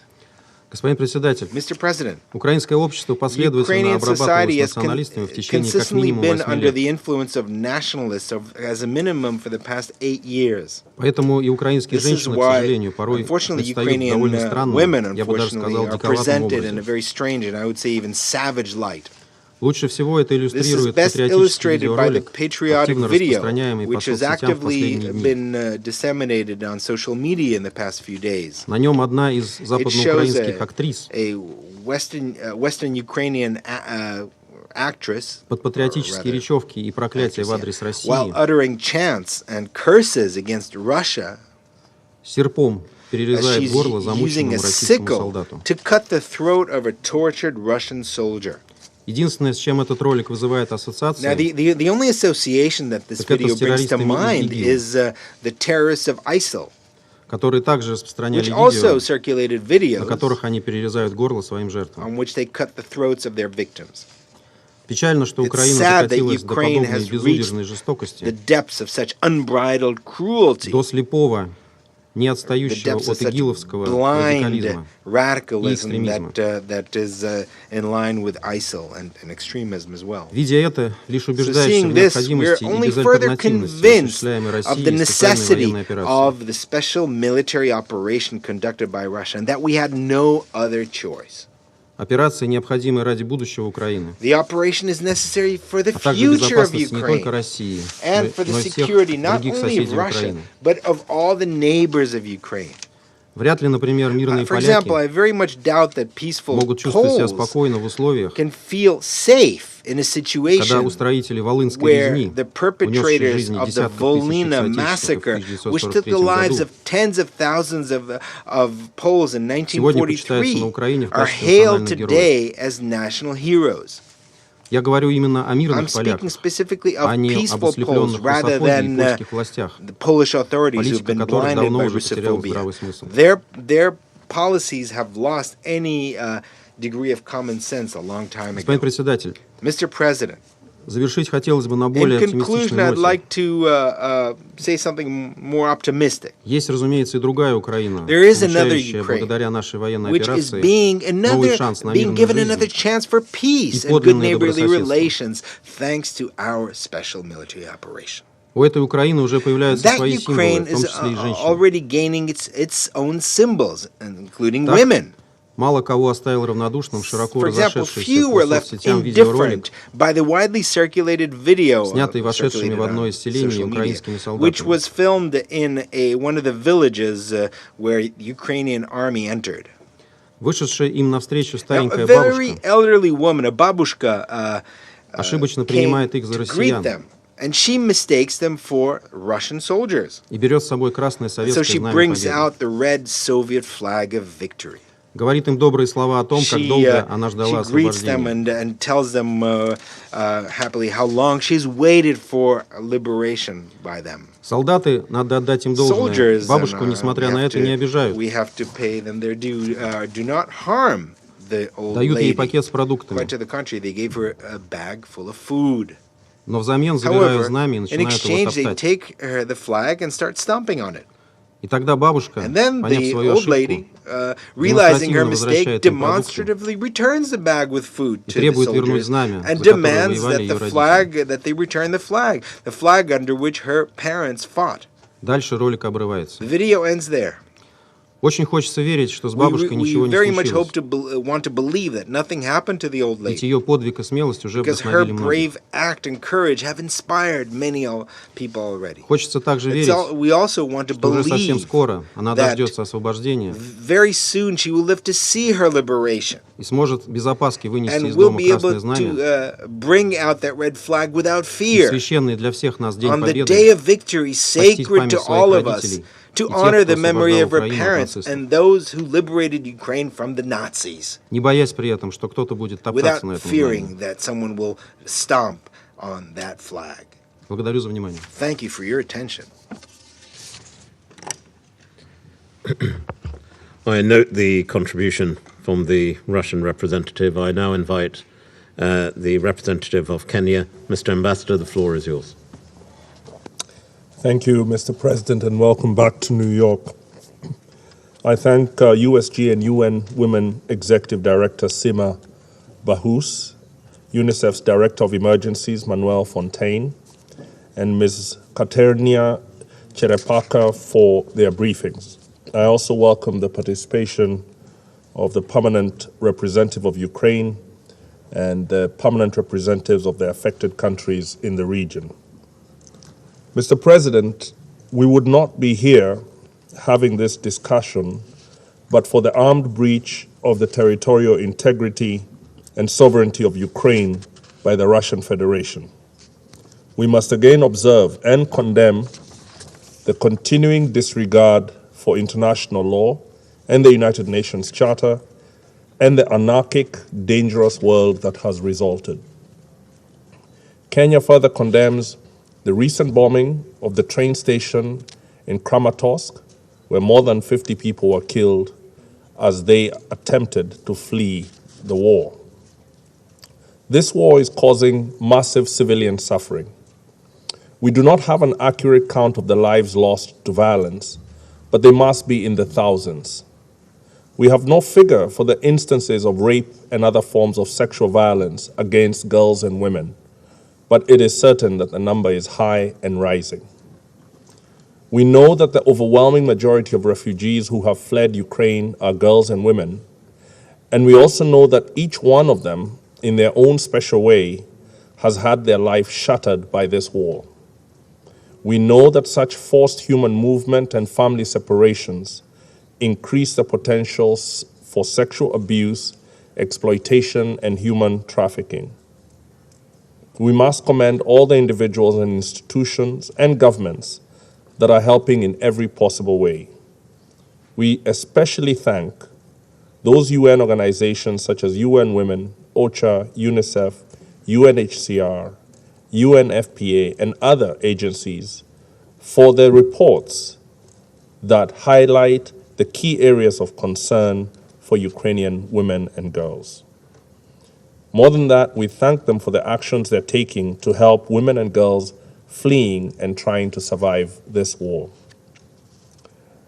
We also applaud today the brave women of Ukraine who are fighting for peace and for their country. We recognize with admiration the women who are leading in government and civil society in pushing us all to a peaceful resolution of the war. Mr. President, in the last year, our delegation has been in the Security Council. We have spoken regularly about women, peace, and security. Most often it has been to applaud the role of women as peace builders and to urge their participation in decision-making at all levels. Today, I urge that we let the full weight of the suffering of women in Ukraine to settle in our minds. Perhaps then we will have the will as the Security Council and the international community to attain a ceasefire, and the boldness of vision to undertake a diplomatic dialogue that can provide lasting security in Europe and globally. The victims that I'm speaking about are fleeing bombs and bullets overwhelmingly fired by young men on the orders of their older male superiors. These men are themselves dying in large numbers, and in doing so, their mothers and sisters and daughters are mourning them. On either side of the violence of this war are women, the ones who are suffering the effects of the war in Ukraine, and the mothers of the soldiers in the Russian Federation who must wait in agony, wondering if their sons will return home or have been involved in attacks on civilians. No one knows a greater agony than the grieving mother of a fallen soldier, or the grieving mother of a soldier who has returned home from a campaign that featured atrocity. Mothers are on either side of the war. They are suffering the dangers and atrocities being carried out on their children and by their children. It is therefore exceedingly inappropriate that in the public reporting of the negotiations for a ceasefire, we see few women and mothers at the table. We urge all relevant actors in the ongoing negotiations and those that follow to ensure the inclusion of women as participants and decision makers. The same should be the case for all the institutions and operations that are responding to this war. We call for humanitarian corridors to be established and protected. We urge that the humanitarian actors make certain that their operations have the ability to aid women and girls, particularly those who are survivors of rape and other forms of gender-based violence. If the war continues much longer, it will harm the food and energy security of many millions around the world. It will destroy livelihoods, increase poverty, and cause economic crisis. For a global community barely starting its recovery from the COVID-19 pandemic, the war in Ukraine is a damaging blow. The result will be early deaths, political instability, and the escalation of other conflicts. The humanitarian and developmental response to that suffering must leave no country or region behind. In this regard, Kenya continues to urge the Secretary General to rally the United Nations, the major economies, and international financial institutions to design instruments that offer the most vulnerable countries, particularly in the global south, needed support. Mr. President, I finish by once again reaffirming Kenya's lasting support for the sovereignty, territorial integrity, and political independence of Ukraine. I thank you. I thank the Ambassador for Kenya's statement. I shall now make a statement in my capacity as the representative of the United Kingdom. May I begin, first of all, in joining others in thanking the insightful and expert and deeply thoughtful contributions of our briefers. My thanks go to Seema Bahaus from UN Women, to Mr. Manuel Fontaine from UNICEF, and of course, Ms. Katerina Charapaka gave us a direct insight of the situation on the ground in Ukraine. And in doing so, it reminds me that the Geneva Conventions contain numerous provisions that afford special protections to women and girls as civilians in conflict zones. Yet, what we see today with our own eyes, and as today's detailed briefings testify, is harrowing evidence of how women and girls are suffering. Mr. Putin's invading forces are absolutely oblivious to even the most basic tenet of the Geneva Conventions, the distinction, the absolutely essential distinction between civilians and combatants. Today, sadly, we've once again heard Russia trying to deflect from the facts, the reality on the ground, muddy the waters by what can only be described as quite extraordinary statements and even lies. Yet what is true, what is fact, is that Russian attacks on civilians and residential areas have been truly barbaric. Yet what we've seen shine through this as a real beacon is the Ukrainian people themselves.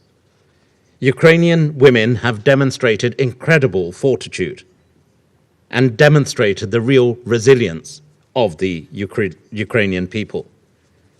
Indeed, that was reflected in the engagement our own Prime Minister had in Ukraine recently.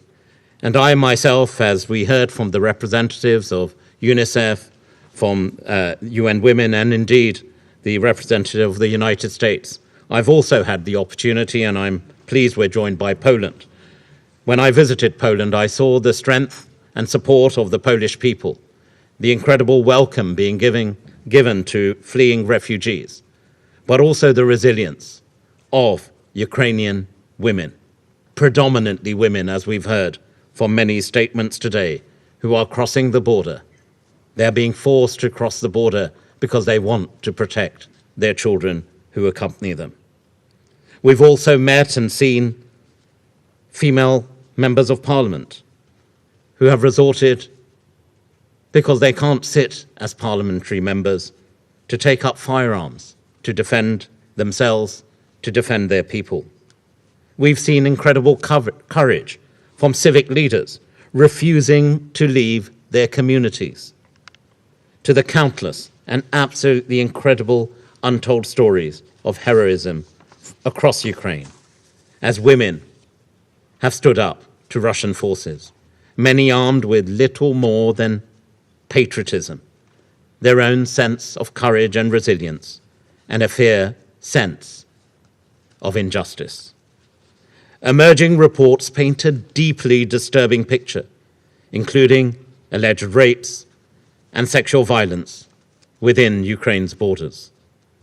The violence and exploitation does not end there. Beyond the borders, displaced Ukrainian women and girls, as we've heard again today, face heightened risks of trafficking, a point made by UNICEF, and also sexual exploitation by criminal gangs.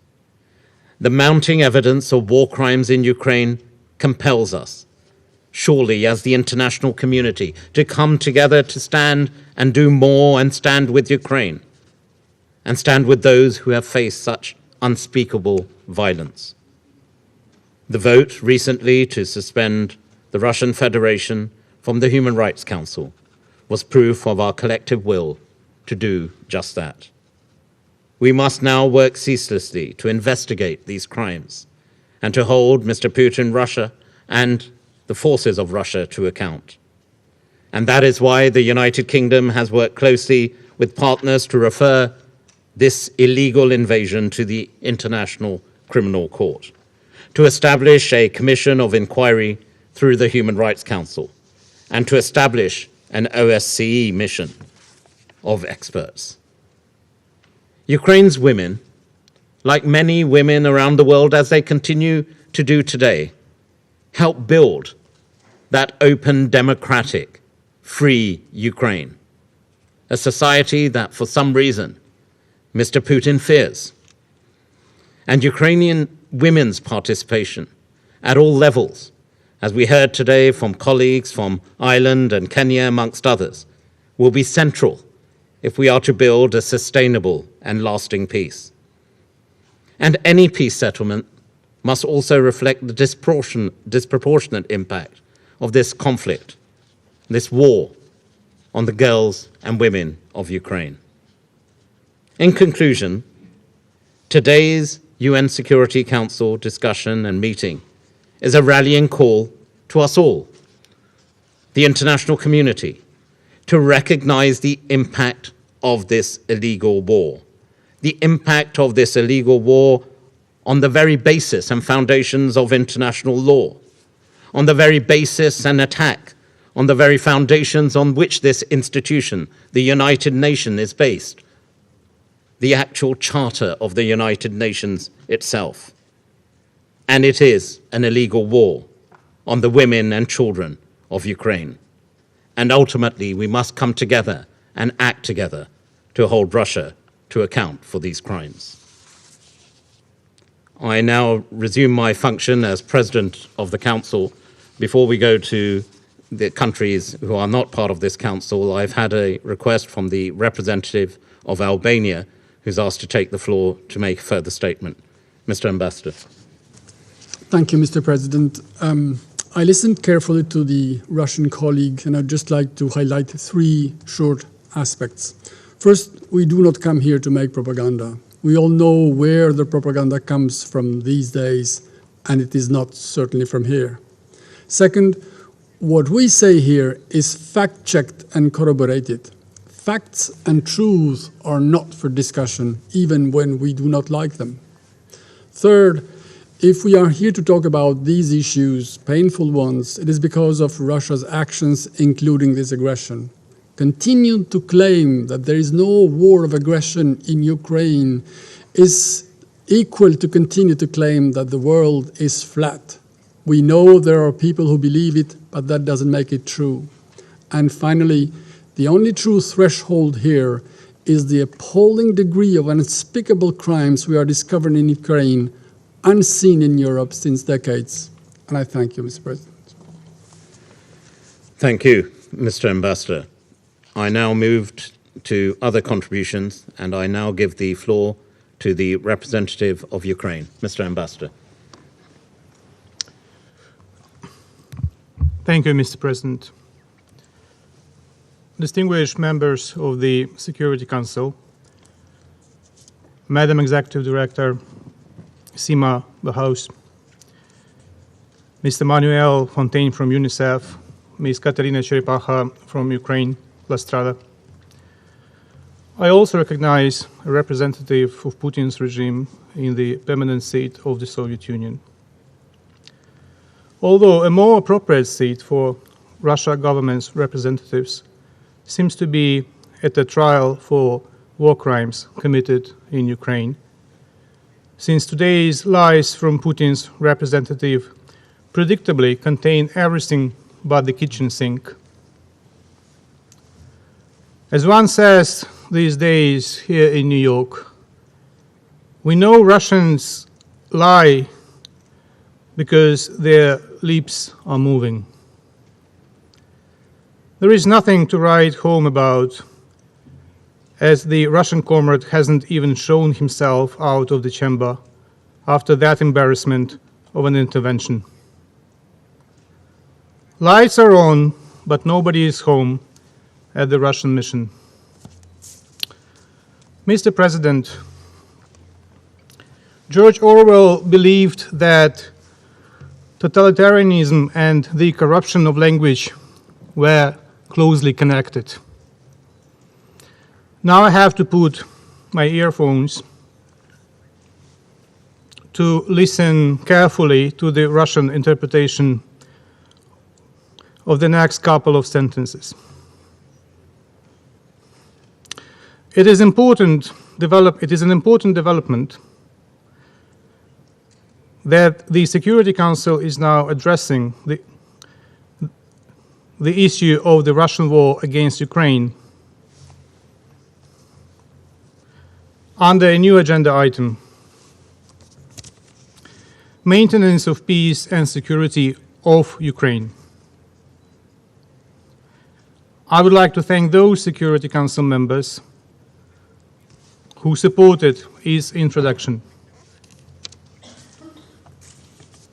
I find the interpretation I have heard quite satisfactory. What I find not satisfactory at all is how the Russian diplomat, in his statement upon the approval of the agenda item, used the Russian language to impose a different concept of reality. The agenda item, as approved, reads as follows. Once again, maintenance of peace and security of Ukraine. It is neither on Ukraine, na Ukraine, as the Russian diplomat purposefully manipulated, nor any other linguistic fantasies of the Russian mission.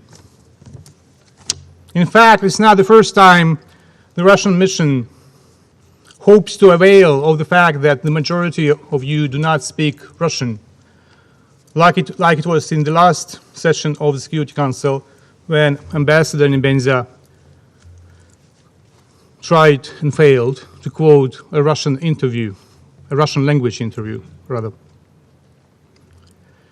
The language used for the title is exceptional for conflict-specific issues, which are mostly refer to situations in specific countries or questions concerning them. It is an acknowledgement that peace and security of Ukraine have been violated from abroad, and the Security Council will remain seized of the matter until they are restored. Along with the letter dated 28 February 2014 from the Permanent Representative of Ukraine to the UN addressed to the President of the Security Council concerning the threats to the territorial integrity of Ukraine due to the Russian attempted annexation of Ukraine, the new agenda item will serve as a framework for the Security Council's actions in response to the Russian aggression against Ukraine. We may defeat militarily Russia in Ukraine sooner than we may deoccupy Crimea. That is why I hope, and I'm sure, that the Russian proposal to remove the letter of 2014, that is basically about Crimea, will not be supported by the necessary number of the Security Council members. Mr. President, on the 24th March, an overwhelming majority of the UN member states adopted the General Assembly resolution Humanitarian Consequences of the Aggression against Ukraine. They particularly demanded in that resolution that civilians, including humanitarian personnel, journalists, and persons in vulnerable situations, including women and children, be fully protected. Russia voted against, thus openly showing it considers civilians, including women and children, to be a possible target. Since the beginning of its invasion, this Russian approach has proved to be true almost on a daily basis. Just last week, in the presence of the President of Ukraine, the Security Council addressed the massacre committed by the Russian troops in the city of Bucha and other towns and villages of Kyiv region during the period of occupation in March. Over the past week, a number of foreign officials, UN representatives, and foreign journalists have attended the crime scenes. Shock and outrage were the main responses of those who saw those killed and tortured, who listened to those raped and robbed. The investigation had just started, but the futility of Russia's shameless attempt to decline responsibility is clear to everyone. Unfortunately, Russia persists in adding newer and newer items to the list of its war crimes and crimes against humanity in Ukraine. On April 8, Russian missiles hit the Kramatorsk railway station, where almost 4,000 civilians, mostly elderly, women and children, were waiting for evacuation trains from the war zone. More than 50 people, including 5 children, were killed. More than 100 were wounded, many of them severely. I will not develop the false theory of Russia that Russia does not possess .U, including because Russia deployed many .U's in the territory of Belarus. It speaks volumes that Russian attempts to conceal the traces following the strike were similar to those Russia had resorted to after shooting down the MH17 flight in 2014. Initial triumphant reports by Russian propaganda, this time about hitting a concentration of Ukrainian troops in the Kramatorsk railway station, were deleted immediately after the information on the real outcomes of the strike appeared. Instead, the regular fake narrative on Ukrainians killing themselves was again activated. It will neither persuade others nor help Russia to escape responsibility.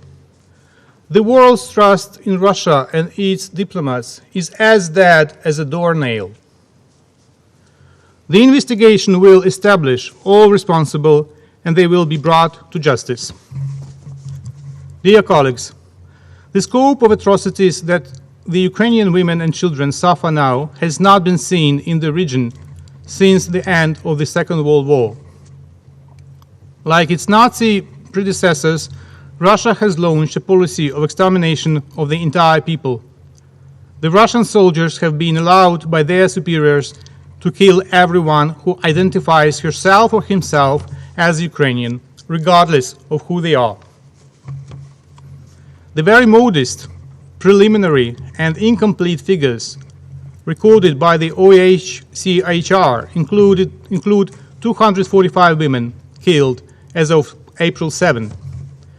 The sex of 831 adults killed is yet unknown. According to our governmental sources, at least 183 children have been killed and 342 wounded. This toll of casualties, outrageous by itself, does not include the victims in Mariupol. It is impossible so far to establish how many women and children have been killed and injured there. In an attempt to cover up the killings of thousands of civilians in this besieged Ukrainian city and to prevent Bucha-like publicity, Russian troops are reported to be deploying mobile crematoriums to burn dead bodies of civilians. Again, the historical associations are easily traceable. The inhuman cruelty of the Russian invaders has turned the lives of millions of Ukrainian women and children into a horrific nightmare. Fleeing from Russian liberators, more than 4.3 million refugees have left Ukraine. 6.5 million people have become internally displaced persons. The overwhelming majority of them are women and children. This is the largest displacement in Europe since the 40th of the 20th century. The safety of women refugees remains a matter of concern. We should focus on how to protect them from sexual violence and trafficking in either labor or sex schemes of exploitation, as well as on how to ensure physical and psychological recovery for victims. I would like to inform you in this regard that a special web page, safewomen.com.ua, with information on how to protect Ukrainian women and children from human trafficking, has been recently launched in Ukraine. Dear colleagues, the briefer from Ukraine has provided you with examples of appalling cases of targeted repressions against female officials and female activists in the occupied territories. The execution of Ms. Olha Sukhenko, the head of the village of Matizhin, Kyiv region, along with her husband and son, is just one of these examples. The entire scope of the humanitarian consequences of the occupation of Kyiv, Chernihiv, and Sumy regions has yet to be established. At the same time, the existing data already serves as a reminder of the extreme vulnerability of women and children in a situation of war. The withdrawal of Russian troops has revealed evidence of unimaginable suffering, with killings, unspeakable torture, and sexual violence, including rape and mutilation. For instance, the prosecutor's office is now investigating the case happened in Brovary district, Kyiv region, when a Russian soldier killed a local resident and then repeatedly raped his wife in their private house. The suspect's identity has been established. The Prosecutor General's Office of Ukraine, in cooperation with pretrial investigation agencies and healthcare facilities, is now launching a special mechanism of documentation of cases of sexual violence by Russian soldiers against Ukrainian women.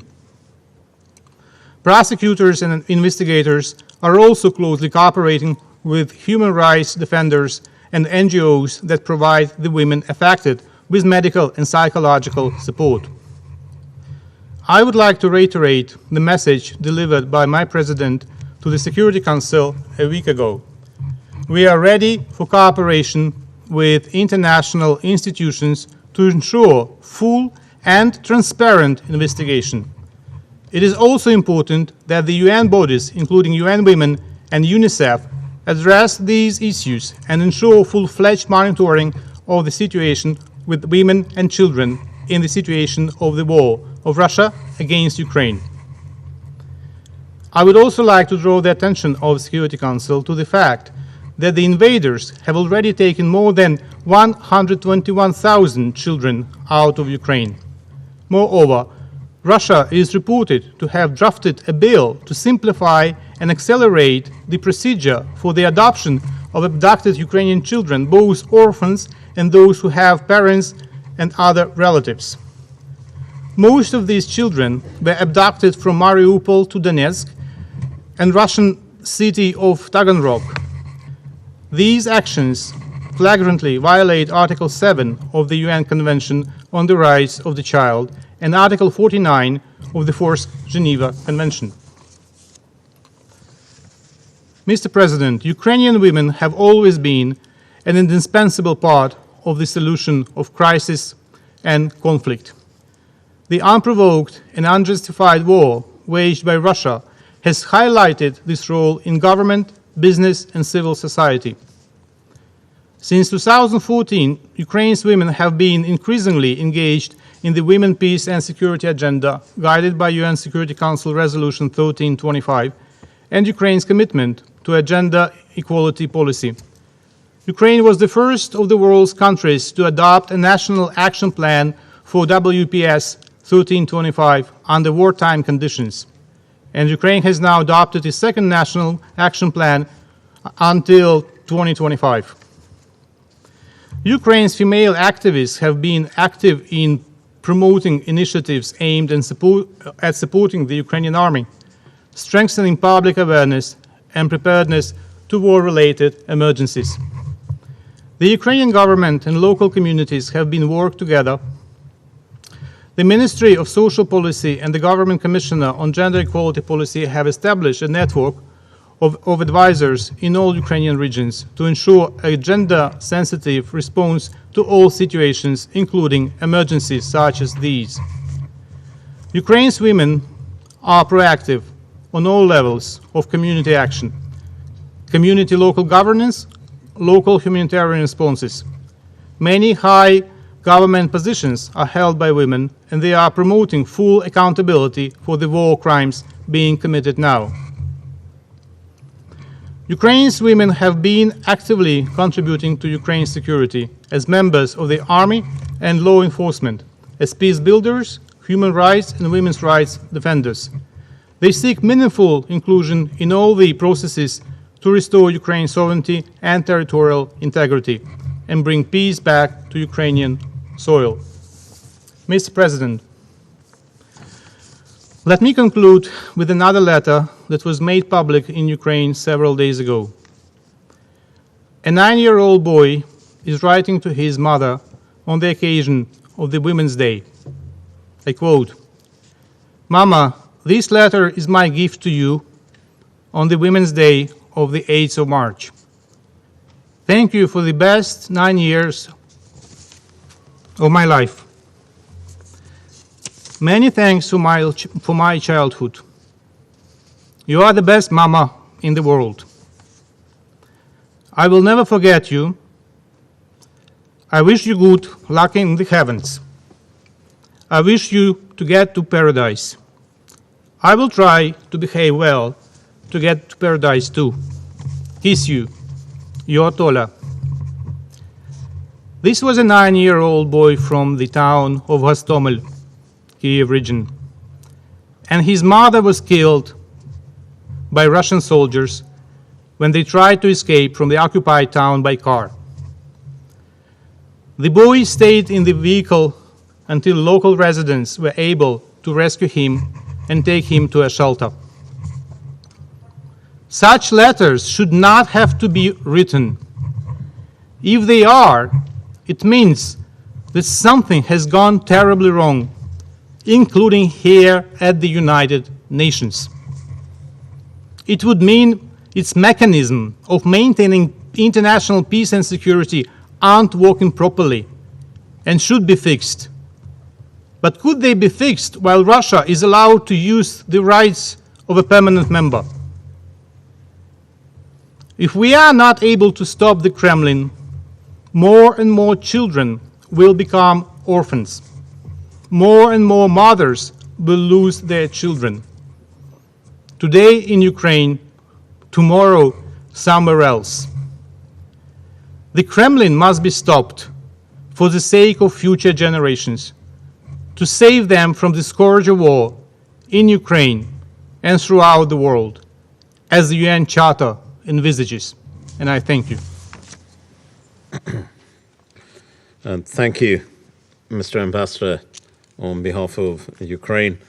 I now invite the representative of Poland to take the floor. Mr. Ambassador.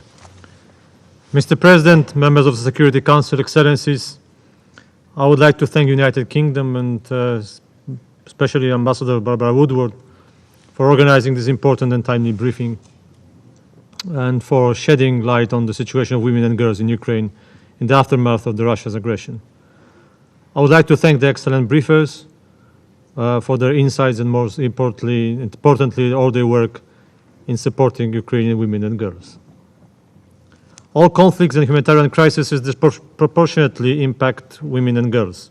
Not only do they suffer from direct military consequences, but also they are victims of instability, human trafficking, and sexual violence. That's especially true right now in Ukraine, as we heard.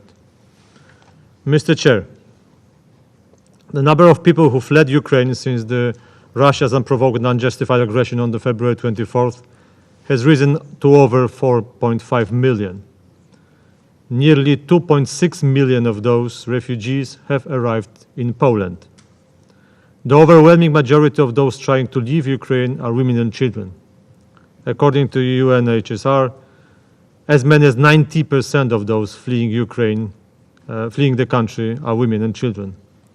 They also constitute majority of the internally displaced persons. Women and children displaced with no contacts or help are at a higher risk of trafficking and other forms of abuse. They are physically and psychologically weakened, unfamiliar with their new surroundings, and highly vulnerable to become victims to criminals. This is true both for refugees and internally displaced persons. Reports are emerging of sexual violence by Russian soldiers against Ukrainian women and girls who are fleeing the country. It is crucial to address the unique needs of women and children crossing the borders. Polish authorities have put measures in place in all border crossing areas and reception centers to control what has direct access to refugees. These measures include identifying and registering the names of those accessing reception and accommodation centers, and the names and registration plates of those with whom refugees leave sites. There are also information materials for people from Ukraine crossing the Polish-Ukrainian border.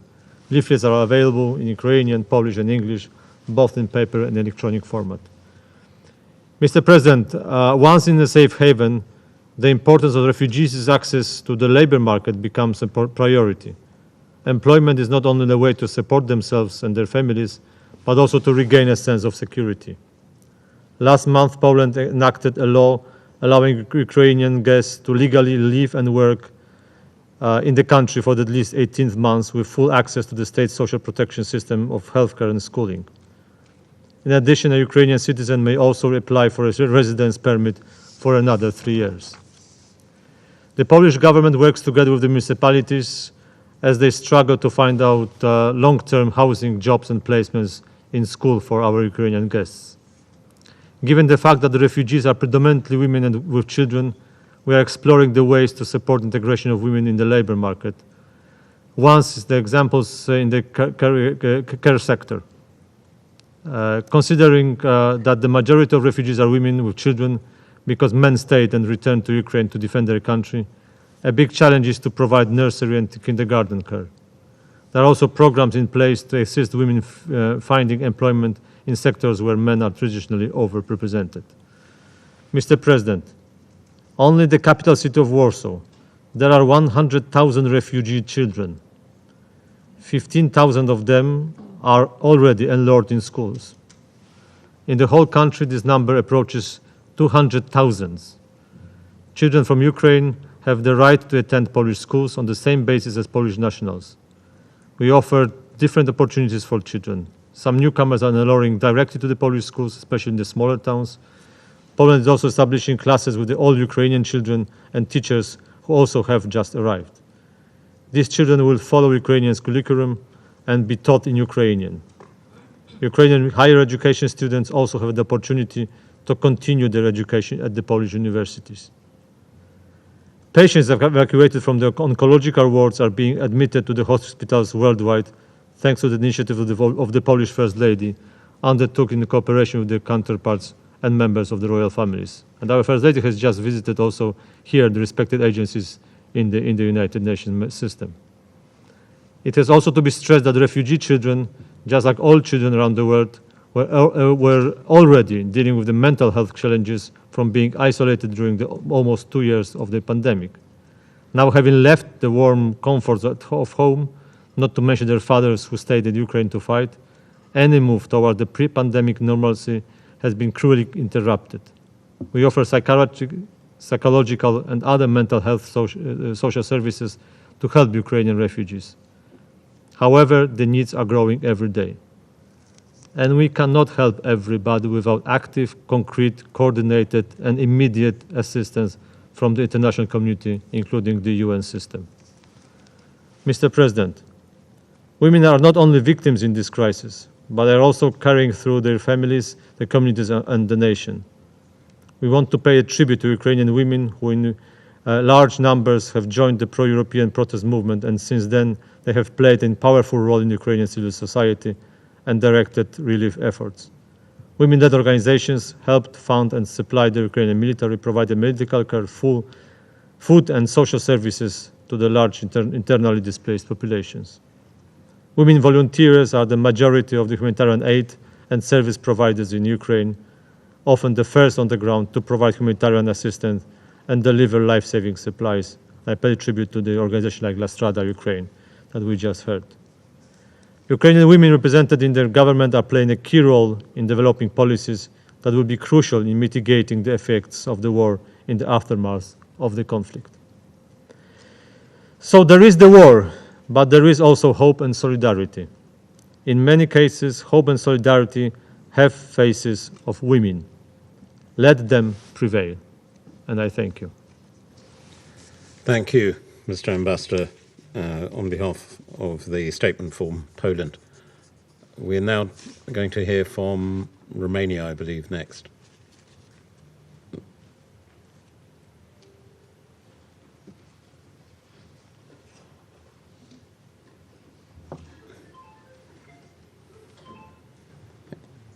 Thank you. Mr. Ambassador.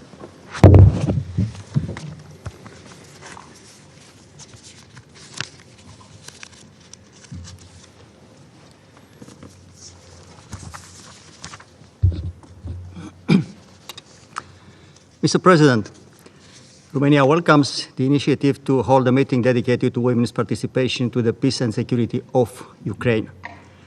I would first like to thank the briefers for their insightful contributions. At the outset, let me reiterate Romania's strong condemnation of the completely unjustified and unprovoked military attack of the Russian Federation against Ukraine, as well as the reported atrocities committed by the Russian armed forces in a number of occupied Ukrainian towns, now liberated. Romania reiterates its strong support for Ukraine's independence, sovereignty, and territorial integrity within its internationally recognized borders and remains committed to assisting Ukraine and the Ukrainian people. February 24th, 2022 will remain one of the darkest days in history after the end of the Second World War. This aggression has sparked massive displacement, forcing over 11 million people to flee their homes. Every day, we are witnessing women and children, older persons, and persons with disabilities fleeing their houses, their hometowns, their country, seeking help in neighboring countries.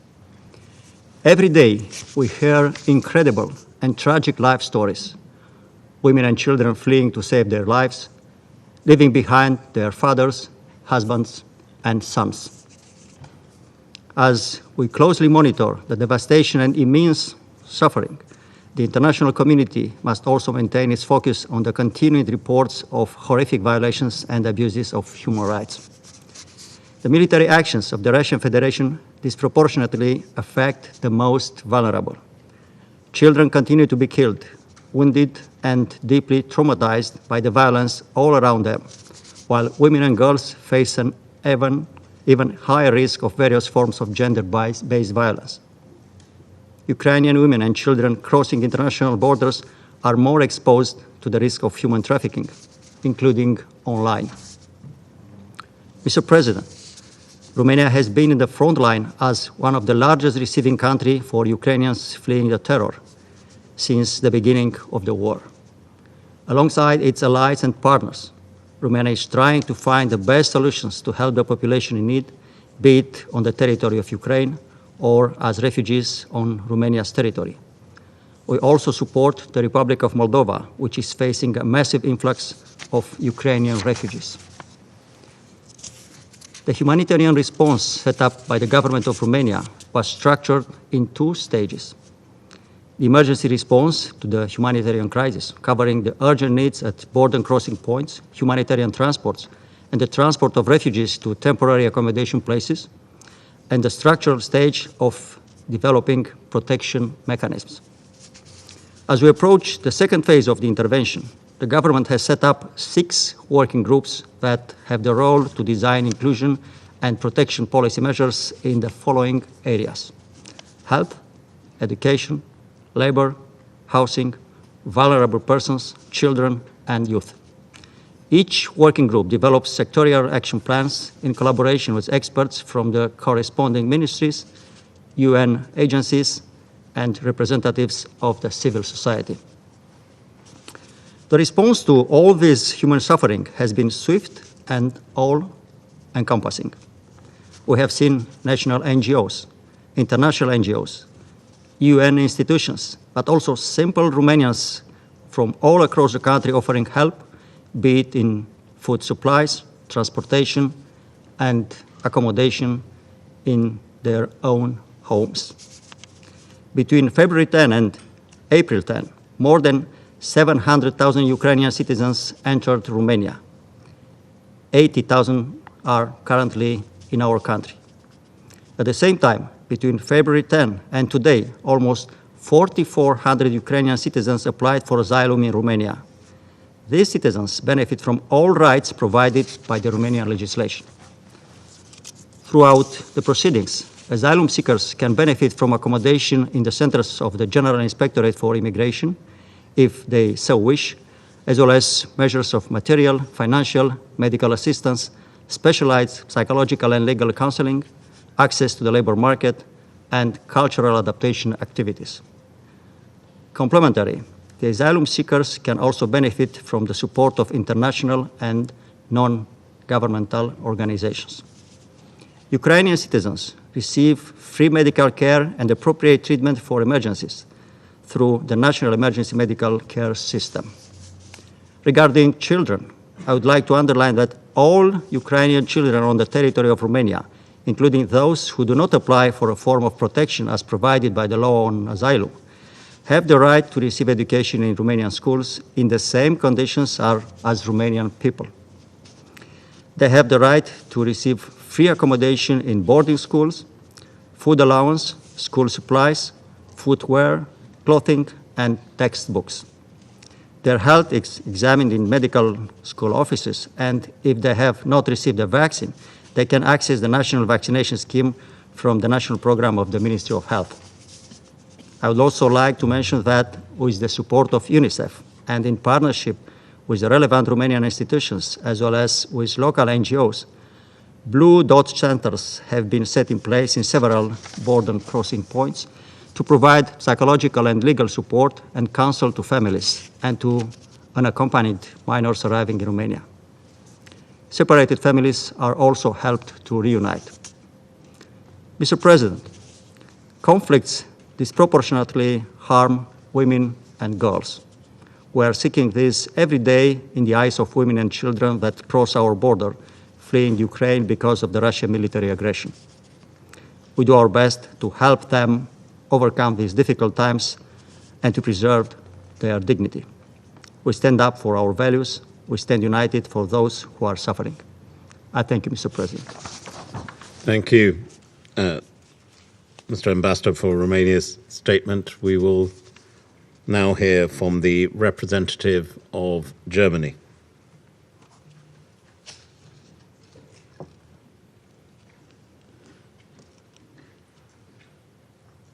Thank you. Madam Ambassador. Thank you, Mr. President. I would also like to thank you for organizing this briefing and Executive Director Sima Bahous of UN Women, as well as Mr. Fontaine from UNICEF and Ms. Sheria from La Stada International Ukraine for their important contributions to this meeting. The consequences of Russia's aggression against Ukraine on the situation of women and children are nothing but shocking. The horrible pictures from Bucha and Irpin of bodies of civilians lying dead on the streets are engraved in our memory. Among them were the bodies of women and girls who have become victims of sexual violence and rape by Russian soldiers and mercenaries. Some reports suggest that bodies of killed women and girls were burned or run over by the perpetrators trying to cover their deeds. These crimes and other crimes in dozens of Ukrainian cities will not be left unanswered against women and girls, but also against civilians. Germany fully supports the important work of the Human Rights Monitoring Mission in Ukraine, and the UN Human Rights Council has set in place a commission of inquiry that will investigate into these cases and others. We fully support the opening of an independent investigation by ICC prosecutor Karim Khan and will provide further assistance if needed. Germany will actively contribute to ensuring that perpetrators are brought to justice, and it is important that all accountability mechanisms take into account the gender dimension of the Russian aggression against Ukraine. Like in other conflicts, this war is impacting women and men differently, and it is often those that are already marginalized and face intersecting forms of discrimination who suffer most. We therefore have to ensure that women participate fully, equally, and meaningfully in decisions regarding humanitarian assistance, their refugee situation, as well as peace-building, reconstruction, recovery, and possible post-conflict scenarios, and that all measures are gender-responsive. Russia's aggression has caused one of the worst refugee crises since the Second World War in Europe, and as the vast majority of those fleeing Ukraine are women and children, they are at risk of falling victim to criminal activity, as has been said by many briefers. It is crucial to protect women and children to the best extent possible, and in this regard we commend in particular the work of UNHCR and UNICEF.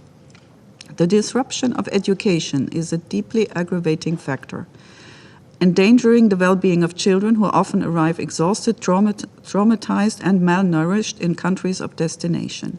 More than half of Ukraine's children have been displaced due to the war, and additionally more than 750 schools in Ukraine have been damaged since the beginning of the conflict, denying thousands of children access to education. We commend UNICEF's efforts to provide children of families fleeing the violence with education kits and to help repair damaged schools and kindergartens. And we also support the important work of UN Women, Peace and Humanitarian Fund in Ukraine and in Moldova that has been explained by Sima Bahous.